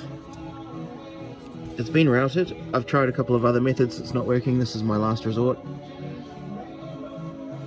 Hopefully nothing breaks. If it does, whatever. It's all a learning experience, isn't it? Now, where's my fucking ratchet? So 22mm for the crank bolt.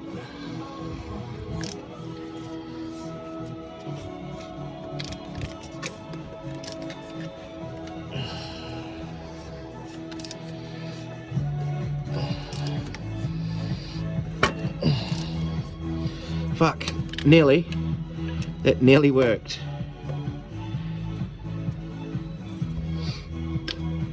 So it popped off the water pump. But I think I've got the right idea now. Okay, I'll have to wind it back. You're not really supposed to run engines backwards, but this kind of doesn't count.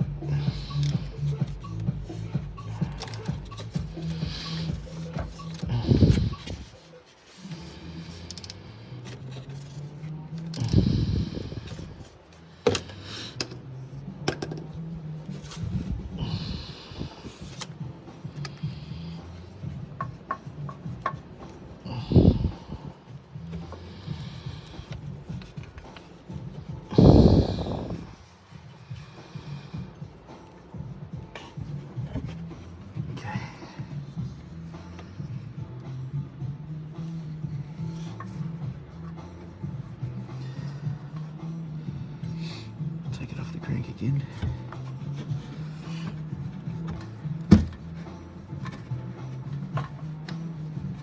Get it around the water pump. Okay.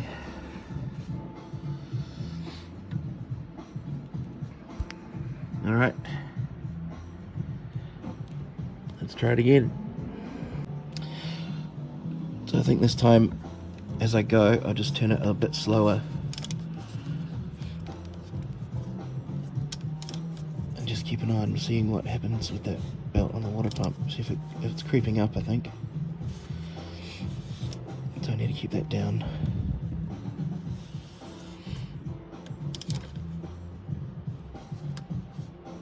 Yeah, see, that is creeping up.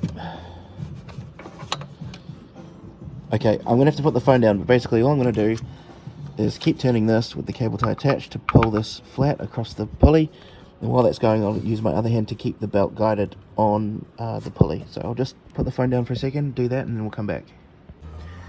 Okay, so we've worked the cable tie up to the top position now. The belt is barely hanging onto the water pump, so most of everything is centered. I'm just going to quickly go around and check. This pulley should right itself, but I need to put some pressure on this side with my other hand and just turn it by hand a couple of revolutions to make sure that settles. So I'm just going to push down sort of on this area. We're going to be pushing that way just to try and re-guide and reseat that belt. It is threatening to pop off, so hopefully it doesn't, because this looks like it's done. Okay. Okay, so I tried a few different options. The best method that worked was affixing a cable tie between one of these gaps around the belt, as you saw. So having that there reasonably tight, and with the cable tie very flat against the belt to give it some grip, and then using the 22mm crank bolt to rotate this around and pull it back. So everything else was aligned, everything else was properly snug in its place, and it was just this crank pulley that was sitting loose, and only this part was aligned correctly. So the belt came nice and flat down from the AC compressor, nice and flat right here, and that's where I cable tied. And then I turned this by hand, paying close attention to the water pump, making sure that this belt didn't wander off. The first time I did it, obviously it popped off, so it just meant that doing like an 1/8 of a turn, or just a 1/16 even, just a little bit of a turn, and making sure the belt was nice and flat. So everything is pretty much done now. The other thing I did was use a couple of cable ties just to temporarily affix the spinner to the tensioner, and I'm just going to move back a little bit, put some iPro on, and cut the cable ties. And then once we've done that, we'll come back and we'll turn the engine over just once over by hand, and then we'll start the car for real and see what happens. Before we start the car for real though, we'll just go up the top.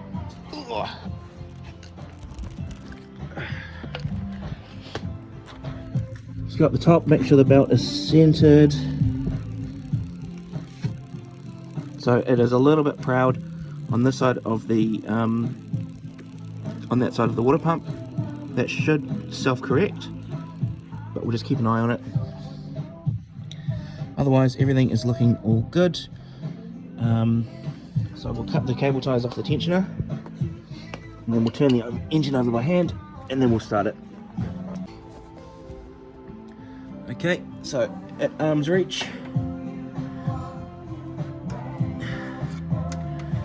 cut the first one first, or the tighter of the wall. I think that's it there.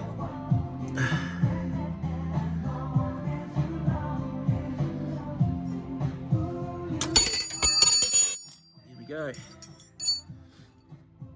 Okay. And then we'll cut this free.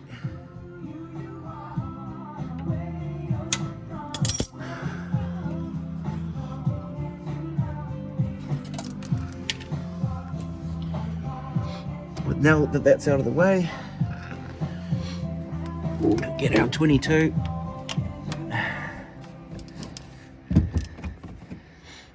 and we'll just keep a close eye on that water pump pulley.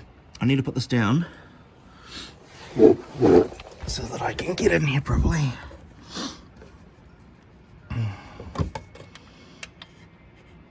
find a suitable position.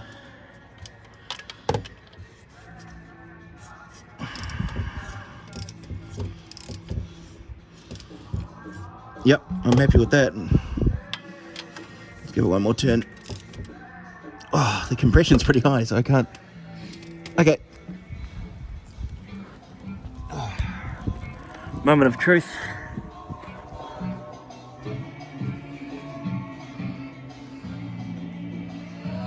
I'm gonna get my wife to help so that I can see sort of like that or there, either or, just kind of around. Just hold it here.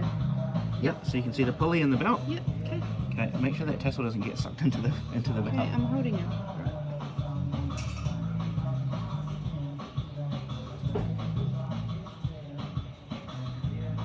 Recording it. Yeah? Okay.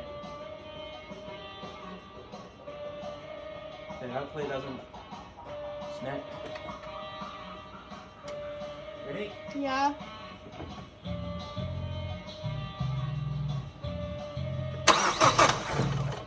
Still on? Yeah?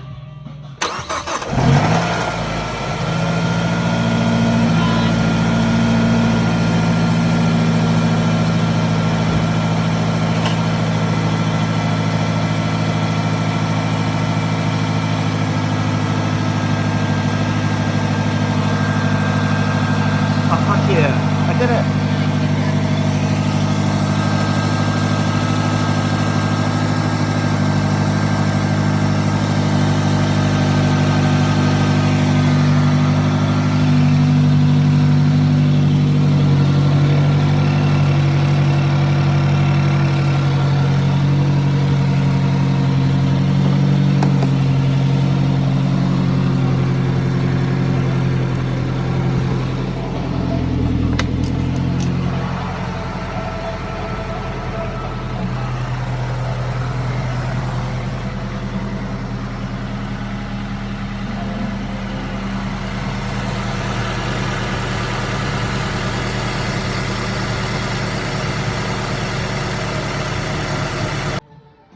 Well, that's all that's left of the old belt. Really pretty crazy. With our new belt on. I've just put the Undertray back on. So now we're just going to drop the jacks, get it back level, check the oil, and then go for a drive. Okay, so it's back on the ground. We've taken the axle stands away, both sides. The charger is disconnected. Belt's looking great. Yep, it's running really well. I've just topped up the oil and I've checked the dipstick. I'll do it again on camera.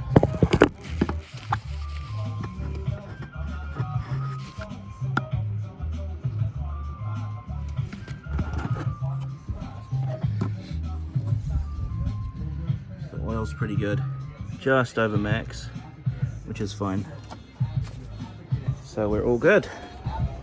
All right, so it's looking good. I also did grease all the hinges in the car between takes, so I got rid of any squeaks. Yeah, one final turnover.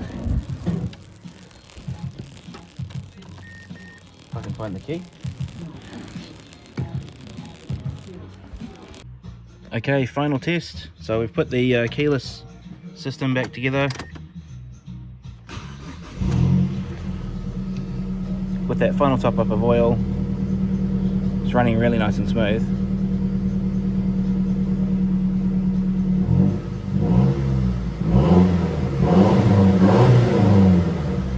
Fuck, that sounds really good.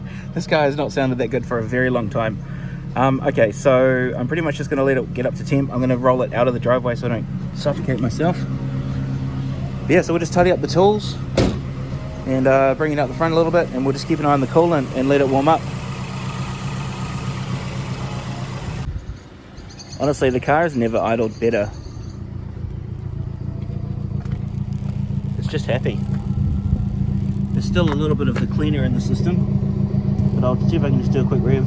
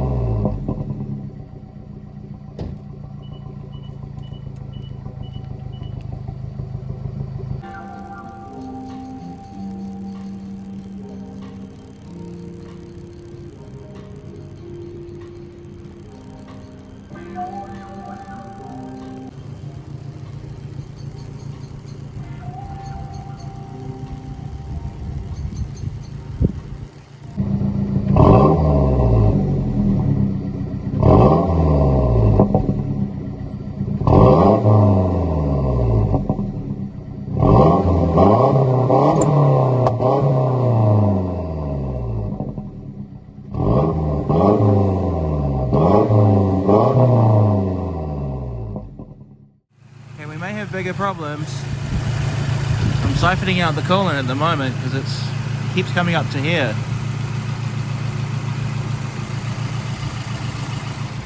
So I'm just taking a bunch of coolant out of the system.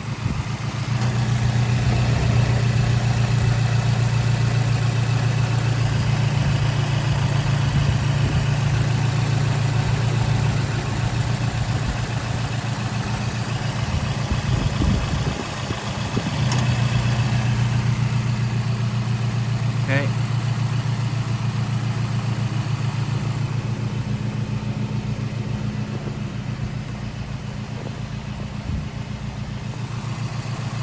See what happens now.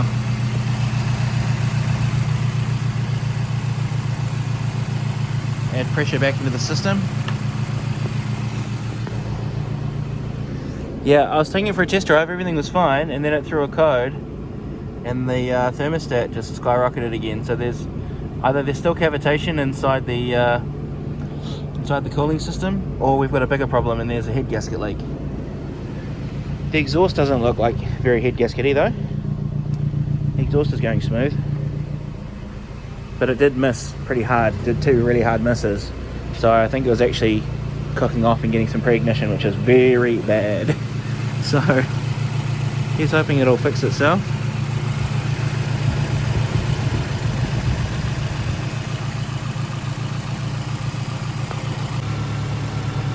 Okay, so it's day 2 now. After road testing the car, it did overheat. The thermostat was kind of, the temperature gauge was just bouncing all over the place. So we've come back in today to properly bleed the cooling system. So with the engine cold, I took the cap off and just filled it up with coolant up to the full level. Put the cap back on, and then you just want to let it idle until it gets up to temperature. After it's up to temperature, we take it up to 2500 revs for 2 minutes, and then back down to idle, and then up to 3000 for 5 seconds, and then down to idle again. We repeat that process twice, and then back up to 2500 for 2 minutes, then up to 3000 again, then idle. And once that's all done, we shut it off, we let it cool down, and then we check the coolant level again. So that's a way that it will automatically bleed the system. It does take a bit of time. We'll probably have to do this 3 or 4 times throughout the day, and eventually we'll have a stable cooling system. If you're just doing the radiator, it's normally okay. You can probably just bleed it once, or just top it up and drive it normally. But because there's air inside the block, because it's really cooked off, it's going to take a little bit more to get all that air circulating out of the car. It can also be a good idea to have the heater on full. You don't need to run the AC compressor, just turn the heater on and put it at max. This will just help the coolant cycle through the heater core to get the last little bit of air out of the system if need be. The heater core generally doesn't have a huge capacity, but if there's air blockages up in there, then the heater won't work. So we're just going to run that heater core as well while we wait for it to get up to temperature, and then we'll come back and go from there. Now, because I've got the hood up, it will take a little bit longer to get up to temp, but that's fine.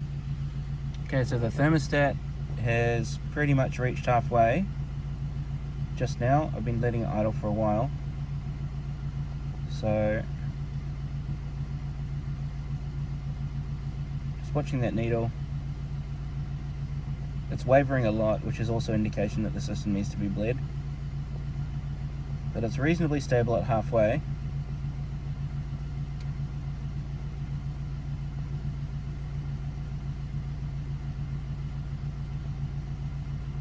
So provided that it doesn't move in the next 10 seconds, I'm going to start applying the revs.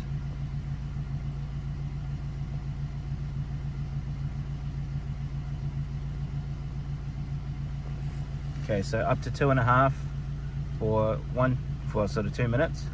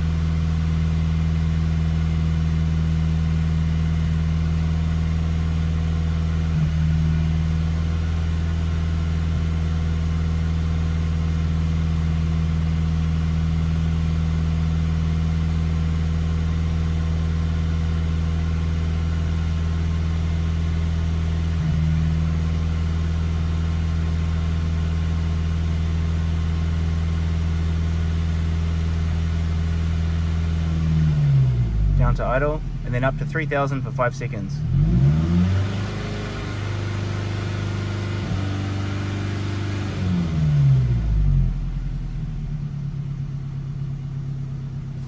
And then we check the level. So it has developed a miss.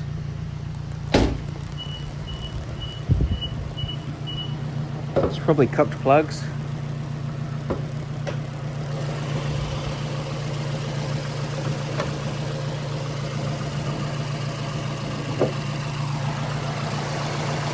A little bit over full.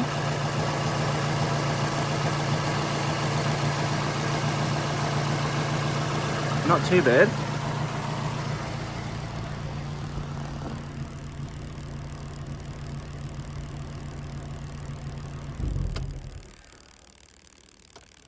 Okay, so now we just let the engine cool down completely, and then we recheck the coolant level. If it's too high, too low, we adjust it, and then we bleed it one more time.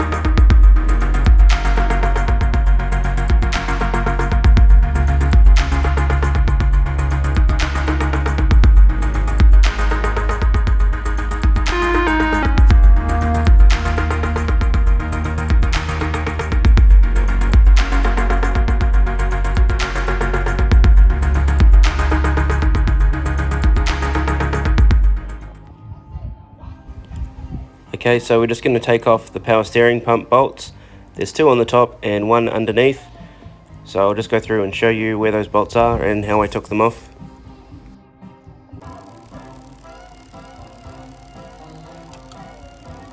We're just popping a spanner on there. It was a bit tight, so I just grabbed a mallet and gave it a bit of a smack, and that loosened it off. There's also a bolt under, which you can see here. I've put a socket on there. Just have to use an extension to get around the side of the pump. It's a little bit tight, but I managed to get it loose and then just loosened off the top 2 bolts.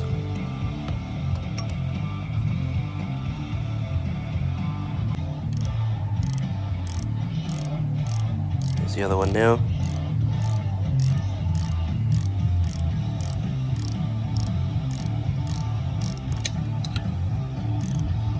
Now I didn't loosen the bottom bolt very much. You probably need to do that a little bit more than I did, because you'll see there's actually a locating tab that keeps the power steering pump sort of centered when it's installed. If I put the camera down here, you can see it sort of on the top right there, or sorry, it's in the middle of the screen now at the top. A little bit of metal locating itself into that hole. So that is what's centering the power steering pump, and when I pried the pump off, I actually snapped that little locator tab off, but it's no big deal. And then on the right hand side of the image you can see the thermostat kind of just poking out there. Okay, so now we're just going to go under the car to the passenger side. At the front you'll see the coolant drain plug on a left-hand drive model. I'm not sure if it's on the same side as well, but that's where it is on our car. Just need to get a screwdriver in there and loosen off the bung, and the coolant will start to drain freely. If you remove the radiator cap first, it will flow a lot faster, so just bear that in mind. Because we're taking the thermostat out, I want to get the coolant level to at least below the thermostat line. Because the car has been overheated and the coolant is pretty old anyway, I've decided to drain all of it, or as much as I can, to do a full coolant service. There will be some coolant in the engine block itself. That's fine, that can stay there. You'll never really get all of it out unless you use a proper machine. For what we're trying to do here, we're just freshening up the coolant that's in there. And you'll be able to tell because the new coolant that I'm putting in is almost like a bluey green color compared to the bright neon green of the factory coolant. So we'll just let all that spill out. We'll try and catch it as much of it as we can into this container, just to reduce the cleanup process. And that's flowing pretty freely now. I'm also checking the coolant as it drains for any signs of oil, contamination, or metal filings, that kind of thing. It is quite dark. It does look pretty tired, so it's a good thing we're replacing it. That's going down to just a trickle now, and you can see we're about halfway up the container. I'd say there's probably 4 or 5 litres in there. We're just going to keep letting it drain, get as much of that old coolant out as we can.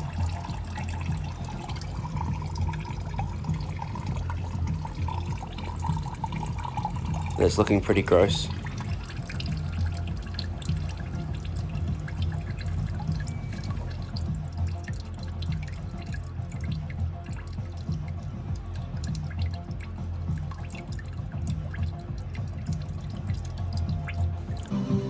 Now with the coolant drained, we're going to leave the container there. I did actually go up the road and buy a hose clamp tool. These are really handy, especially for cases like this where it's quite tricky to get down into where we're trying to go. But basically you squeeze it, it's like a big bicycle cable that will compress the hose clamp remotely. Now you'll see at the moment the power steering pump is still in the correct location, but after much carrying on and swearing, I decided that there really was no choice. I had to get the power steering pump out of the way. Okay, so I had to cut the video yesterday. I've come back again today. I ended up having to remove the belt, so went underneath with a 15mm or a 14, depending on the type of tensioner you have. Loosened off the tensioner, took the belt off, moved the power steering pump out of the way completely, and then I got in there, pinched the hose clamp, managed to work it off all the way back off of the thermostat fitting, and I've just worked the pipe out. But a bit concerning, there is metallic swarf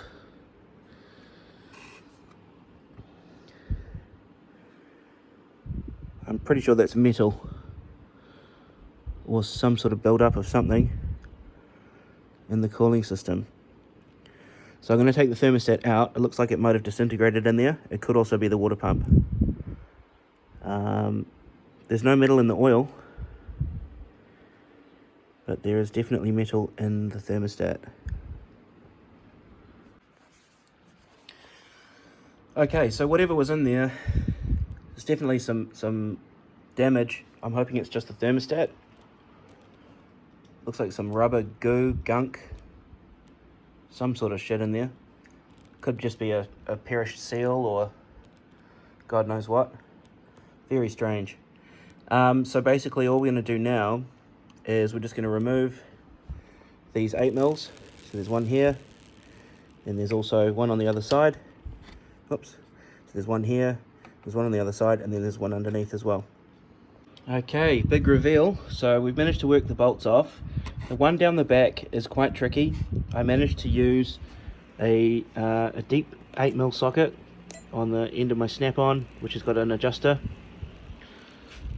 Sort of have it in, and the angle was sort of back towards here, and just moving it in this clearance space here. It took ages to loosen it off, and then I just got my hand on the bolt to give it some resistance and just wound it all the way, and the rest of it was just by hand. So it's a little bit rough trying to get your hand in there. I'm not sure if the left and right hand drive models are the same, but it was a bit trickier than I first imagined. But I've already found some metallic swarf in the outlet pipe here. So we're just going to remove the thermostat now. It's going to piss out some more coolant, so that's okay. Ugh.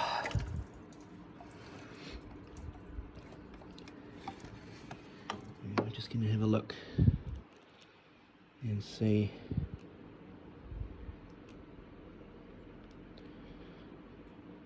No real obvious signs of damage, but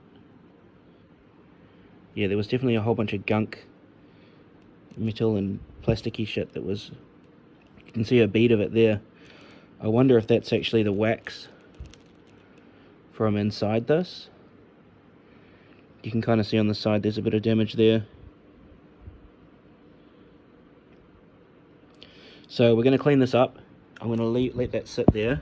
We'll just bring this down like a probe and just have a look inside. See, to me that looks like there might be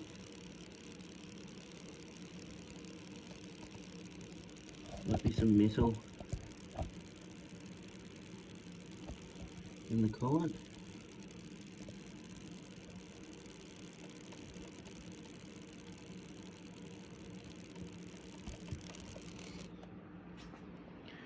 So it could possibly be that the water pump has detonated itself, which is not great. But yeah, so I'm just going to clean this up outside, get rid of all the glycol that's on it, and then we'll chuck it in the bench tester, see if it opens at the right temperature or not. Okay, let's get the thermometer on.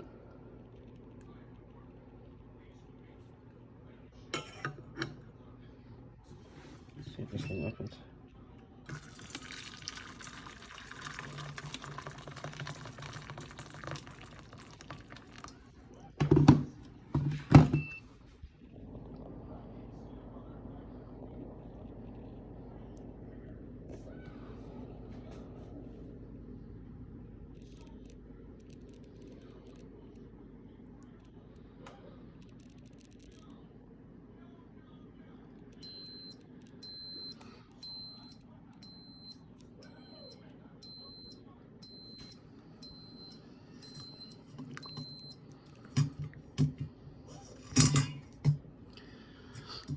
It's well past the opening temperature.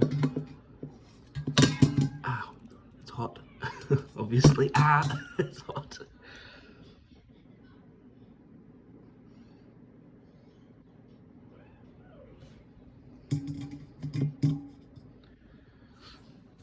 Hardly open at all.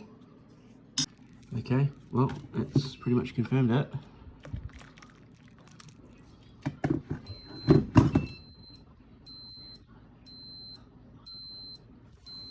And that's wax from inside the thermostat.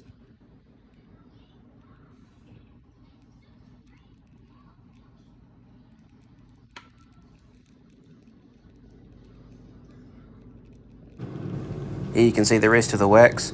There's probably more in the cooling system still, but I can't really get it out, so we're just going to go back and remove the gasket now that was stuck on there and clean up the surface before we put the new thermostat on and reassemble everything.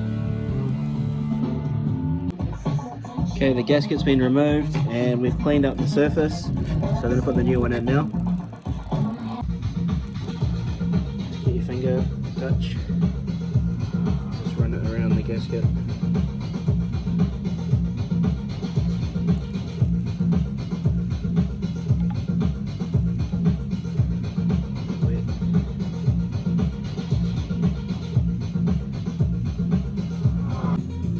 So just a good little trick when we're trying to put the thermostat back in.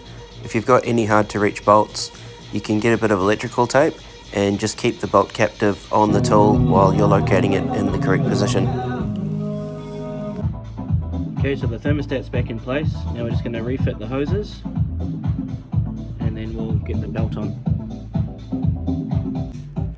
I've just applied the tiniest little fingertip dab of grease as well, just to the edge of the fittings to help the pipe slide on.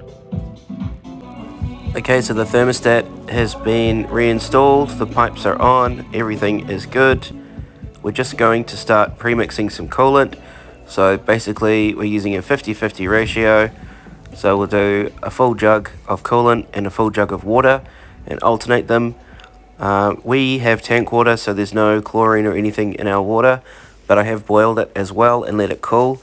Ideally you want to use ionized distilled water, but or deionized I should say, but I don't have access to that and I don't want to waste a bunch of money, so I feel like our naturally purified and filtered water that's been boiled and cooled should be totally sufficient.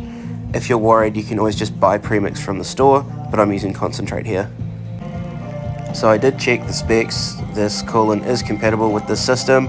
It is a different color, but the color doesn't really mean much. And what I'm probably going to do is, after a few months of driving with this coolant, is I'll do another drain and another refill as well, just because the system is pretty old. Okay, so the belt's on.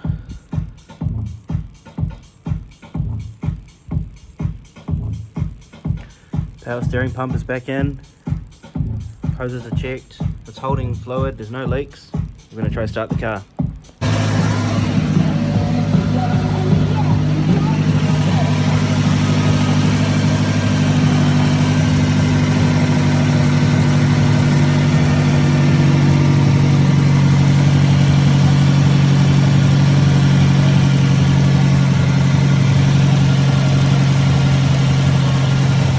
You can see it sort of bubbling a little bit from the hose as the air escapes the system and gets replaced with coolant. And I also just went around and squeezed the hoses a little bit to encourage the air to go out. And I could tell straight away that this was cycling and bleeding itself much better than when the thermostat was locked shut when we were trying to do it before. So after bleeding the system and just letting it idle for ages, I was really happy with everything being steady, so I decided to take it for a bit of a drive. As you can see, sitting in third gear at 60 kph, no change to the coolant temperature at all, nice and steady, nice and even, so I would say this is a huge success.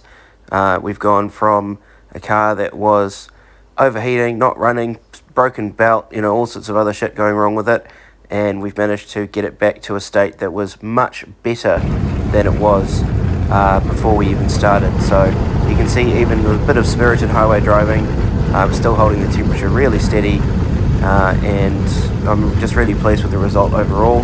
And you know, I learned a few things as well in the process by doing it myself, so all in all it's been really good. I hope you found this video helpful.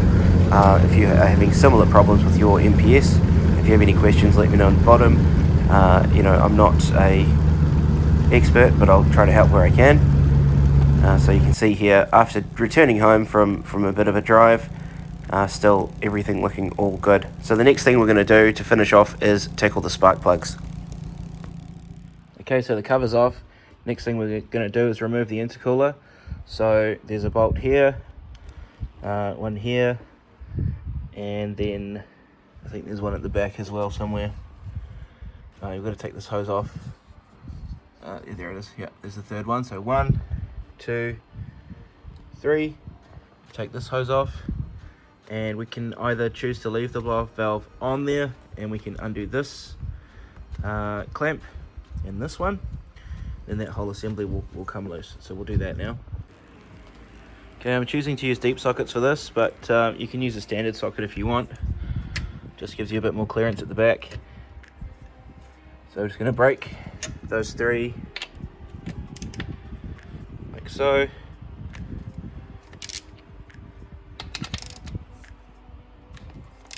Okay, and then wind them off.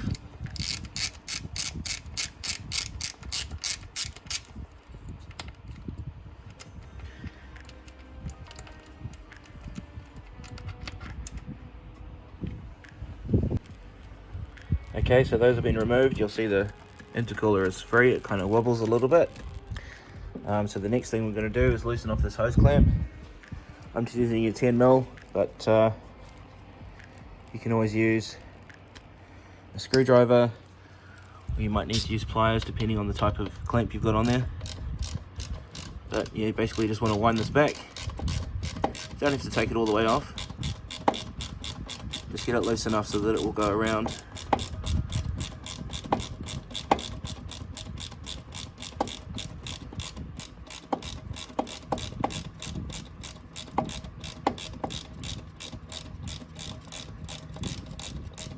Okay,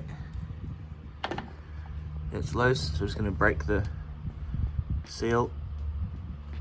That's really stuck on there. Peel that off.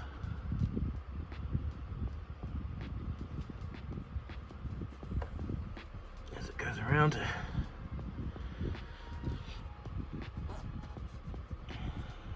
Okay, that should be enough. It should be loose enough now. Okay, now the next thing we're going to do is just take these little clamps off, which we can just do with some pliers.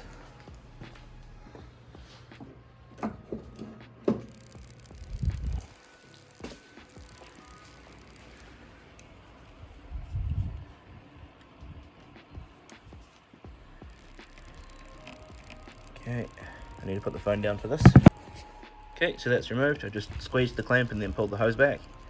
And then we do the same thing for this one. So we're going to compress the clamp, wiggle it off, we'll be done. So I've just squeezed the clamp and moved it down so it's away from the opening. Now the next thing we're going to do is remove the intercooler. So we're just going to lift it up and give it a good wiggle. I need to use 2 hands for this, but you can understand this is all free now. So we just lift this up and we're just going to twist it around and pop it off these hoses. Sorry, there's one more hose I forgot about, which is down here. So same thing, we're just going to undo this clamp and then we'll remove the hose. Okay, so with that bottom hose loose, we've just pulled up on the side of the intercooler and you can see that's pried itself free of the pipe at the bottom. And then we're kind of going to do the same thing, so we're just going to pry, whoops, actually I'll show you again. So lifting it up, that pries it out of that bottom hose. Now I've got this hose to contend with, so we have to sort of pull it back this way, give it a wiggle, and we have this hose as well, so we're going to pry it out of that one. Then we've just got this last hose to take it off. Okay, so I've popped the blow off and the seals off the intercooler. You can see there's a little bit of EGR in there. I'm not too fussed about that, but we'll give it a wee bit of a clean up before we reinstall it. The next thing to do is to remove the plugs off the back of the coil packs, and then we're going to undo these 4 bolts and lift out the coils themselves. Okay, so now we're just going to crack these 4, 1, 2, 3, 4 8mm bolts.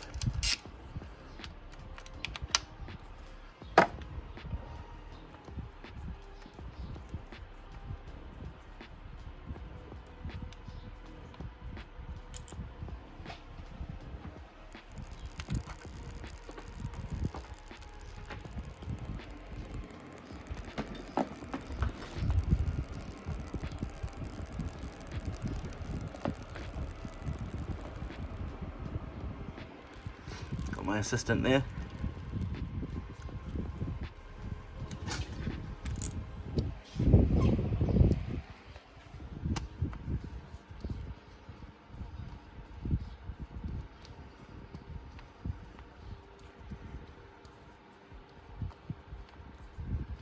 So it goes without saying, you want to be really careful not to drop any bolts or tools or anything into these hoses. Be mindful. If you're worried, you can always put a rag or something in the opening to make sure that you prevent anything from falling down there. Today, seeing as we're just doing the plugs, not too worried. Okay, so now that those are removed, we can just pop the coil packs out. You just want to be really careful to pull them straight up so that you don't get them caught on anything. Okay, so we're just going to remove the clips on the coil packs. This one's okay.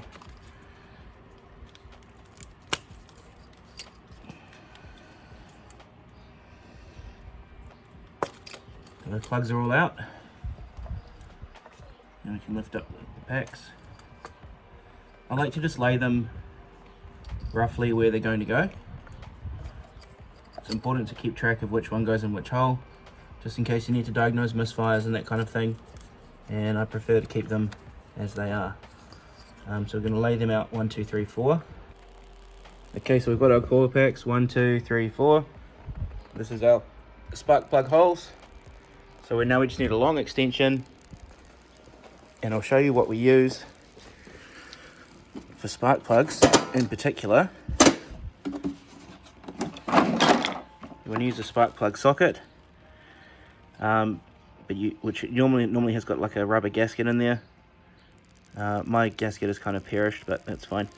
And then you also want to use a T-bar if you've got one. The reason we do that is because then you can put even torque on each side of the bolt, or on each side of the spark plug, and it just means you prevent from cross-threading it or breaking the plug. So we've got our nice long extension, our T-bar, pop those together, and there you have perfect spark plug tool.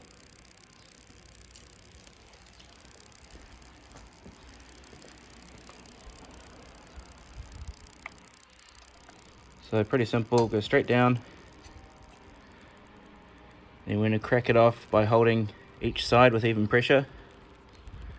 So I'll probably have to put the phone down for this bit. Okay.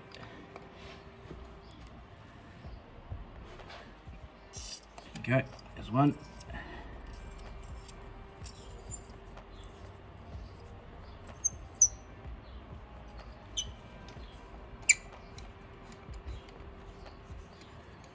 Then we can just spin it like this.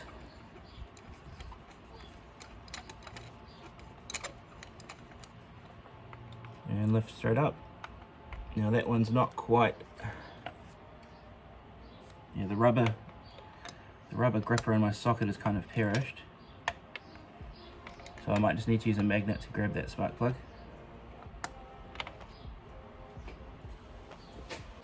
We'll just try another one. I happen to have a spare spark plug socket. This one you can see has the rubber gasket in there. So with this one, it'll capture the plug. Now you can see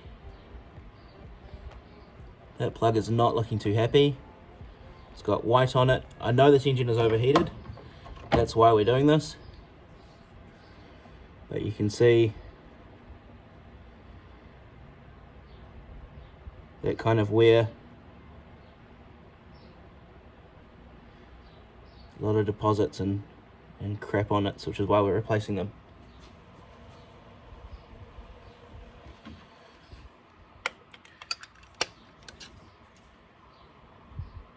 So if you don't have a spark plug socket, you can just use a long 16 and a magnet.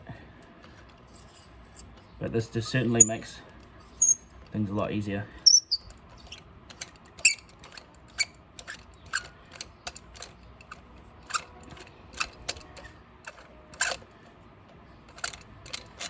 Now there's a lot of debate online about whether to use anti-seize on your spark plugs. I personally don't. But if you do, make sure you use copper anti-seize and not just any old grease. See, there's a rubber gasket from my socket has come out.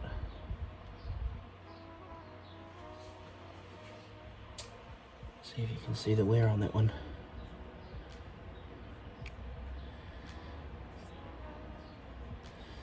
It's a bit hard to get it to focus. But you get the idea. It's pretty well mounted.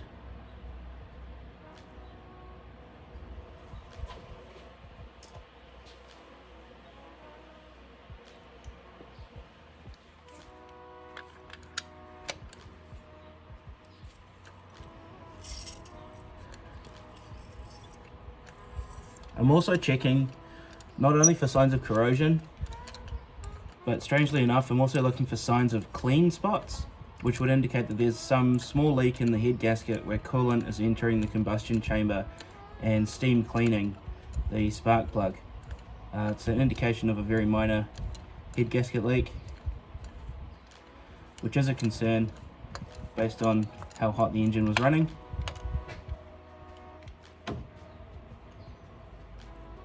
Same thing, and you can't really see it on the camera, but the anode or the cathode, the pointy bit, is actually worn down on this one.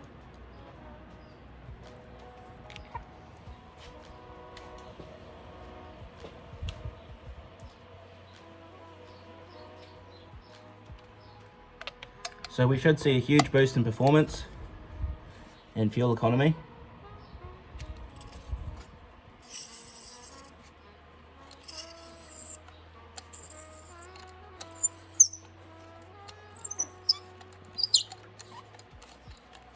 Big shout out to Johnny Parts for all his help with these repairs.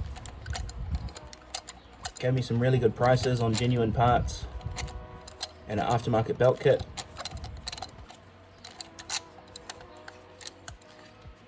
Much better deal than just going to the auto store.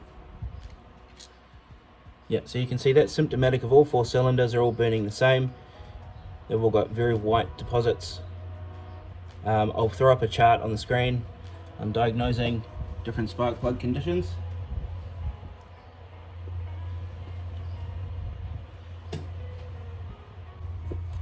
And now we're just going to get our new ones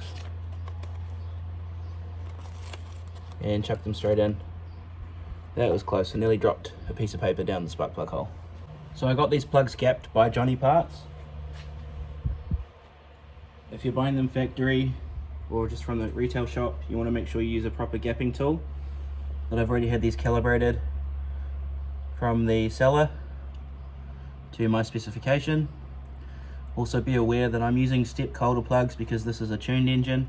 If you're running stock, the number is different. I think it's LTR 6 IX instead of 7, or maybe the dash 11 is a dash 9 or something. So there's a slight variation on the plug depending on the temperature.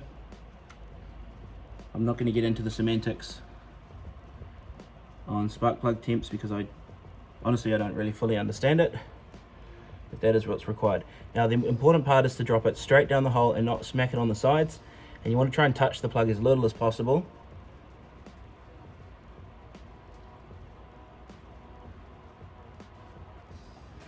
Without putting any pressure on it, just want to start to gently turn it until you feel it start to seat on those threads. Trying to keep the shaft centered in the bore.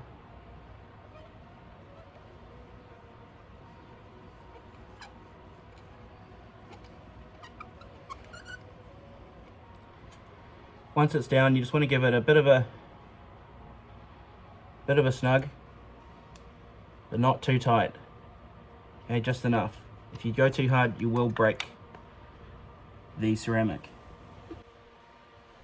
So again, pretty much just holding the metal collar or the hex, popping our socket on, making sure that's seated in there, dropping it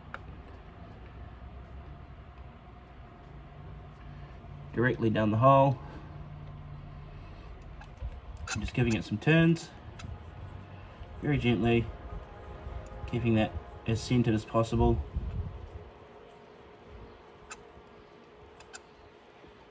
You can always lock your hand down there if you want to make sure it's really smooth.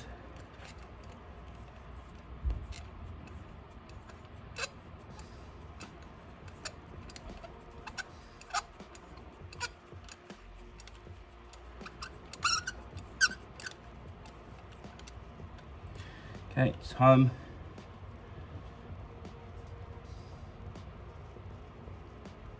Nice and snug, and that's it. All right, plug number 3, and it goes. Just make sure we've still got our rubber.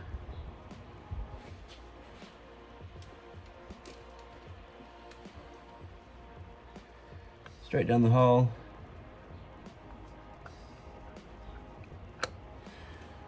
If you've ever played the board game Operation, it's very similar to that. You've got to get the spark plug down the hole without touching the sides.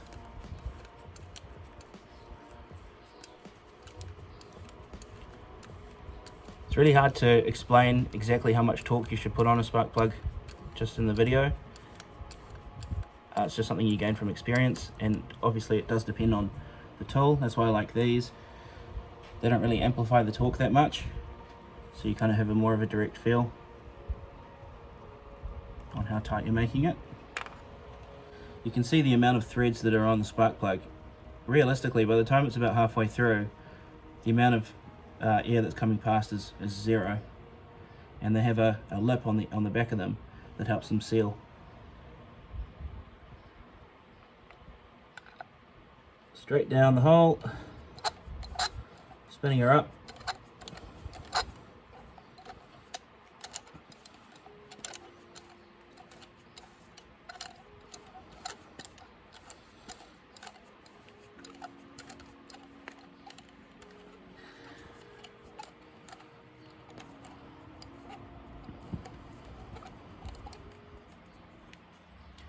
That's home. Make sure it's centered. Even torque, and we're done. Alright, so now we just put the coil packs back in. So there's a rubber boot on the bottom of it. You just want to make sure that that seals nicely, and you place it in the hole like so. That's one.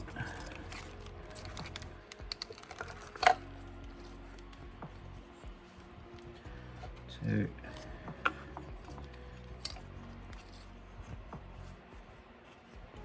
3,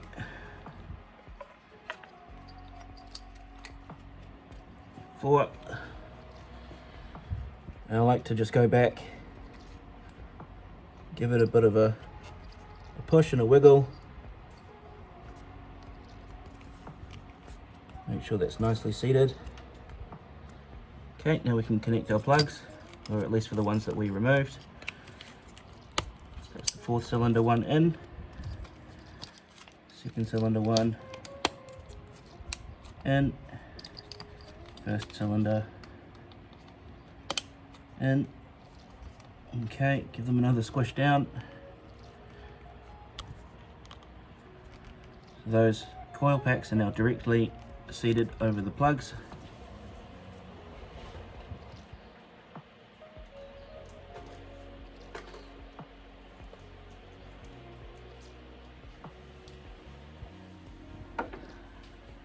Now we're just going to pop those bolts in. 1, 2, 3, 4. Get them started by hand.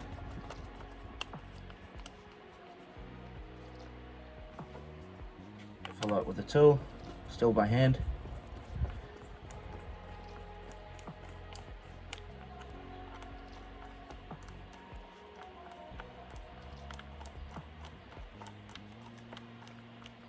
Two.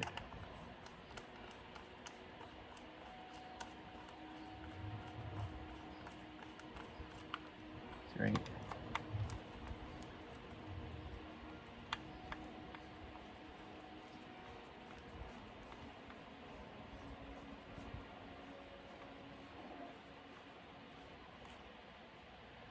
4. Just going to take our standard ratchet.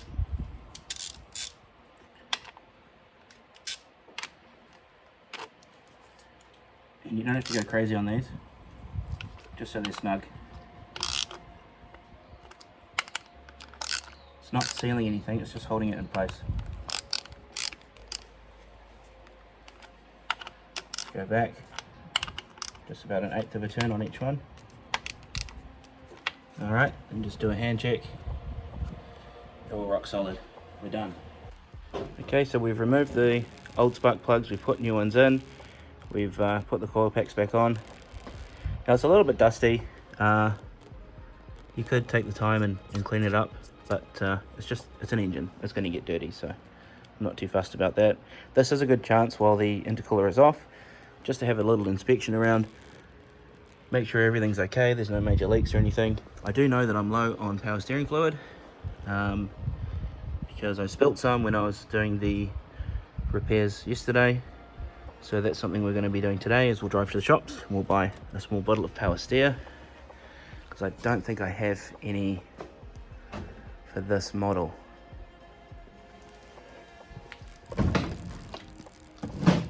That's GL4, that's gearbox.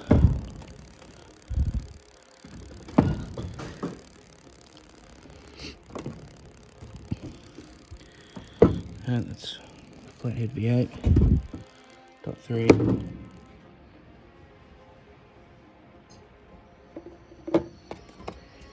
Yeah, no, so I haven't got any power steer at the moment. Oh, hang on. No, that's ATF. Oh, well, I mean, let me check the specs. It might actually just be Dextron 3, in which case we can use this. Hang on. Okay, so I checked the forums online and they said Dextron 3 is fine, so I'm pretty sure this is Dex 3. Cool, so I checked the specs on the Spyrex online. That does meet the requirements for Dextron 3, which means that we can safely use that in the power steering. Now we're just going to go over here. You can see the min max. That's pretty much it. We're just going to pop the cap, top it up to max. I'm not doing a full flush, we're just topping it up. There is a seal cup in here. Just pop that on top there. So again, I'm just going to pop the camera down, but I'm just going to fill this up. It's pretty self-explanatory. So you can see there I've taken the fluid up to the max line. That's pretty much going to be all good. After we go for a drive, obviously I'll just check the level again. This hose is a little bit perished and it is bulging here, so that's why I've taped it really tightly here. It's just a return hose, but it is under pressure, so this is going to need to be looked at some point. But that's just a standard service hose, that's not a big deal. So the next step is for us to put the intercooler back on. Before I do so, I'm just going to run a rag around and just very quickly clean up some of that visible oil. And then we're going to get just a tiny little dab of our grease, and we're just going to very sparingly add a little bit of grease to the fittings to make sure the hoses seat really nicely. Okay, so I'm not doing a full rinse of the intercooler, just cleaning the pipes a little bit. So just going to get a bit of brake clean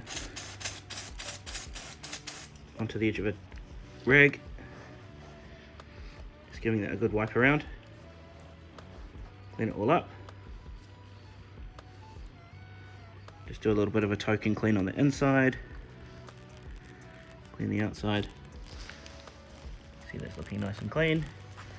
And then we'll just do the same here. Just cleaning all around, getting all that grime off. The main reason we're doing this is just to make sure it's got a nice clean mating surface for the hose when it goes back on. Where you don't want there to be a bulge of some gunk or, you know, a bit of old hose sitting in there. It could cause issues with seating it, and you want to make sure this is all as airtight as possible. And we'll just do a little token wipe on the blow off, although that doesn't really, probably doesn't necessitate it. Give that a wee clean. Otherwise that looks all healthy, and we're just going to chuck it back on. So I've got some of this industrial grease here. We're just using the tiniest bit, like that is enough for all three hoses, three fittings. So put a dab there, and a little dab there, a little dab there, and just do a touch on there as well.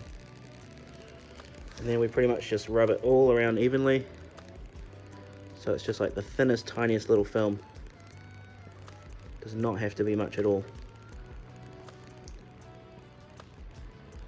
But you'll be surprised. It's just really going to help lubricate and seal that opening.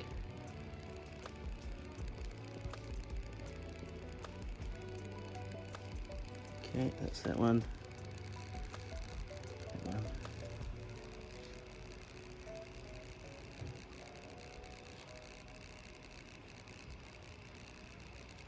That one.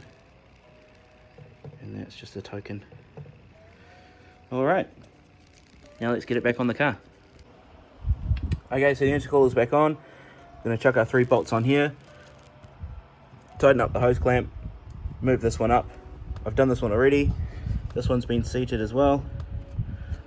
Chuck that on there. Once this is all back together, pop the rocker cover on, shut the hood, take it for a drive, and then we are all done. Cool. Alright, so those bolts are in. We've confirmed everything is all sealed up. There's a hook on the back here which goes into this bit, so we're just going to line that up, pop it down.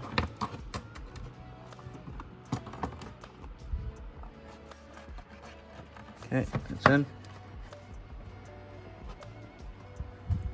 And we're done. 2 bolts.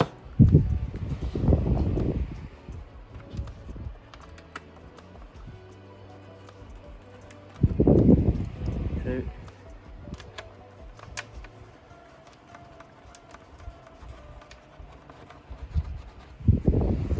10 mil.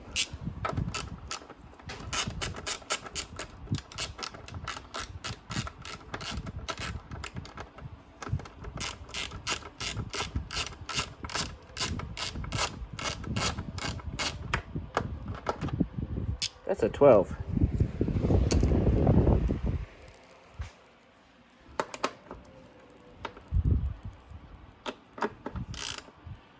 That's better.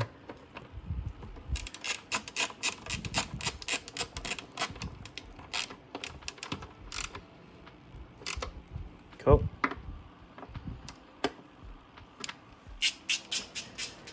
Okay.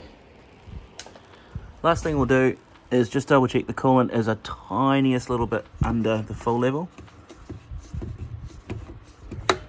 So we might as well bring that up.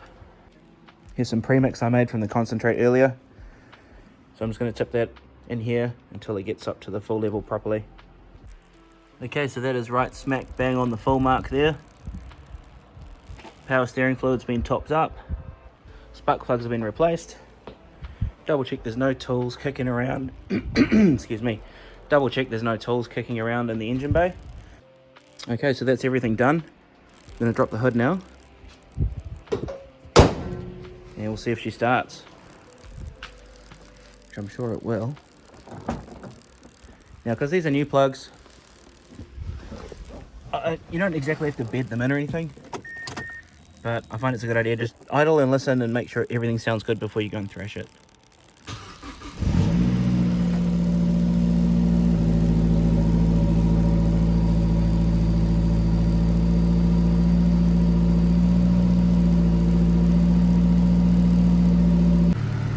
Okay, so we've completed all the repairs and maintenance that we needed to do on the MPS.